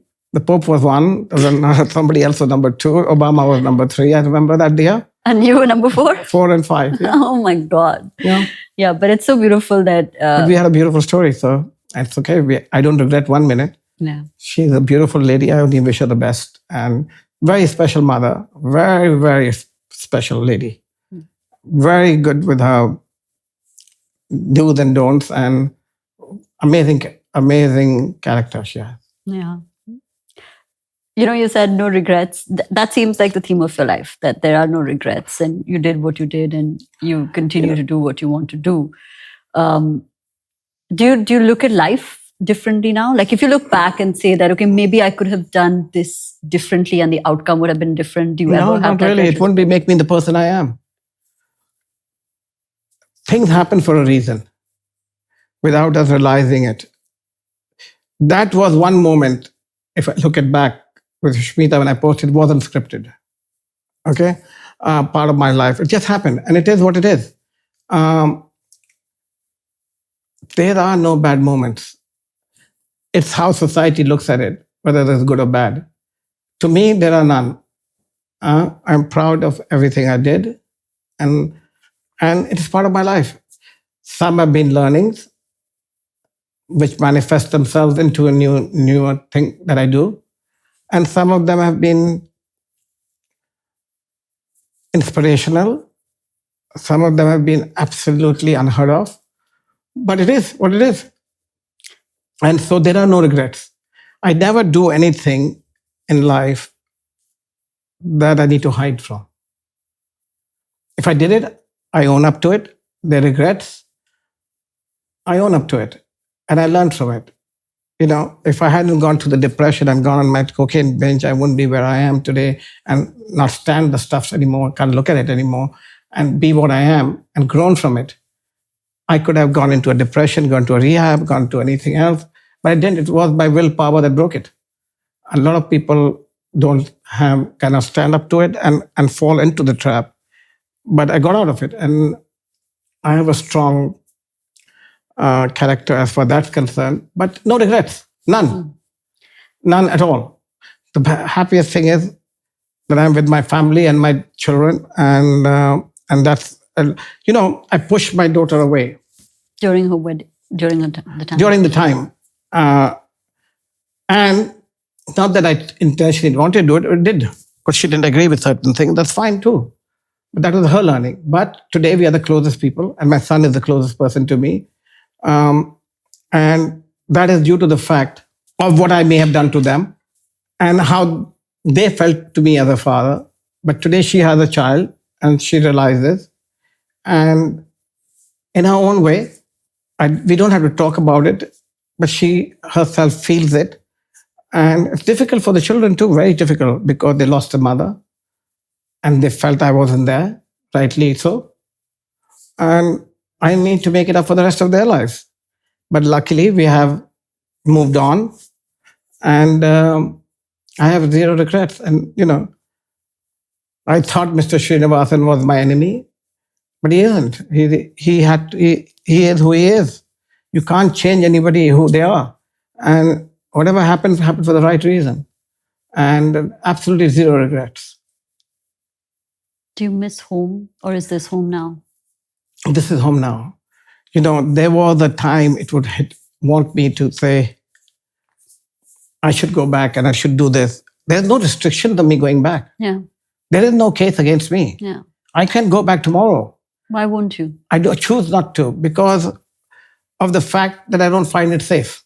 You still feel threatened? I feel threatened by the environment. Because there are people who have grudge against me. There are certain people in the political sphere, especially in the opposition parties now, who still blame me for what happened. But it was their own doing. It was my doing. It was their doing. They feel insecure. The media, there's no libel, so they say what they want. If people still have a grudge against you for giving them the biggest product of India, and they still want to go after you, let them. Unless that changes, why would I want to risk that? Today, anybody can file an FIR, file a PIL, and put yourself into problems. For what do I need to do that for? All my family lives overseas. Yeah. Okay. My 2 daughters are living in England and America. My son lives in Monaco. I'd rather be here and be for them. I'm past the age of day-to-day business. You know, I'm going to be 63 this year. It's their time for me to give them their time. We have big businesses in India. The Modi family is still very huge. I have still very large presence. I gave up all my shareholding to my kids in the Modi family businesses. So they're the beneficiaries of it. They still go back to India. They still do what they have to do. But for me, it's time to enjoy my grandchildren and hoping my son would find a beautiful girl to get married to. That's if he decides to get married one day. He's a very eligible guy, guys out there, girls out there, okay? Okay, so he's got his head on his shoulder. He's hardworking. He's trying to overcome all the issues related to me. I'm still considered a PEP as far as banking circles are concerned. PEP is a politically exposed person because of, not that I was ever political, but I'm politically exposed, I guess. But that's what it is.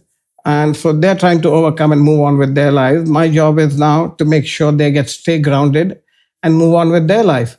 And at the end of the day, I played my role and my part in creating what I needed to create. There's nothing I can do to make it bigger. If I did, I would have already put it in the IPL. And so they need to carry on, and everybody needs to carry on with their lives.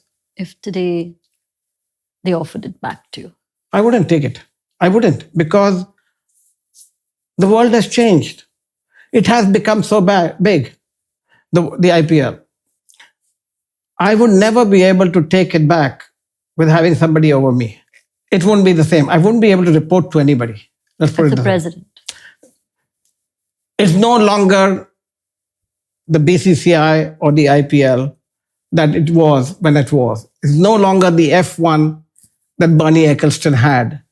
It is now big corporates. It's now bottom line oriented. It is now has a different trajectory. It has who's needed. You have the Lakshmi Mittal, the Ambanis, you name it, the Birlas now, all part of it. You have the who's who of the world, part of the Blackstone. The single biggest thing for the IPL is Blackstone entering the IPL. It is going to take IPL to a different sphere. Steve Schwartzman, the chairman and CEO of IPL, of Blackstone, I know him very well. I had no idea I was buying into it. Actually, I congratulated him after he bought it. I've known Steve for now 30 years of my life. And I always said to everybody and anybody, if Blackstone ever buys IPL, it's the biggest thing that can happen to the IPL. And they have now put their foot in. With them putting their foot in, you will see all the global funds making a beeline for the IPL. You will see all the sovereign funds wanting to, small percentage, no longer owning an IPL team, it's owning a piece of the IPL team. So if somebody can even get a 5% stake in an IPL team, it's a big thing. IPL is at that level now. It's beyond ownership. It is now built into the fabric of India. It is India. It is the next phase of India. It is going to be, if they floated the IPL as a separate company on the Bombay Stock Exchange, on the Indian Stock Exchange today, it would be bigger than any other company on India. I can guarantee that. The stock price doesn't, based upon demand, is never going to tank. the price is only going to keep going up because the revenue model, there is no raw material cost. The raw material is free. Yeah. So when you have a free product coming in, which you have no cost, and there's no profit, if it would be the highest grossing business in the history of India. Yeah. Yeah.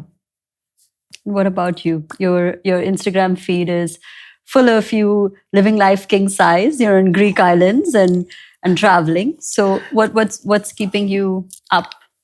You got to understand, it was from the day I was born. Yeah, I know. So it's continuous. In those days, you didn't have Instagram. Yeah, now you do. You didn't have social media. So I lived that life all my life. I was in the best places and the best islands the day I was born from. Modi Nagar is a township with 1 million people, which my grandfather built. You know, that value of that land itself is billions and billions of dollars. And he created industry when nobody did. The book written about him showcases. He was the first modern industrialist of modern India after India became independent. So I came from that family. You know, he's earned the Padma Bhushan, and we have free hospitals, free colleges, free schools for all our employees in Modi Nagar. I grew up in that environment. So when people say Lalit Modi is growing the Greek island and running out here or there, I did that all my life. It's just now on social media. It's now on social media. That's all because it is who I am. And if somebody photographs it and I am doing it, I have nothing to hide. I have no one to ask for it. It is what my grandfather built and my father built and I built. And I live off that. And it's not because of handouts or something. None of our businesses are government oriented or handouts from government. So it is what they built. Okay. I'll end our podcast with one episode. Are you happy, Lalit, today? I'm extremely happy. Thank you for taking the time and effort to fly all the way to see me. And I'm glad we caught up. I'm thoroughly entertained by you. And I wish the conversation, we will do part 2 and part 3 and part 4. Look forward. Thank you for the time, Lalit. Thank you. Thank you.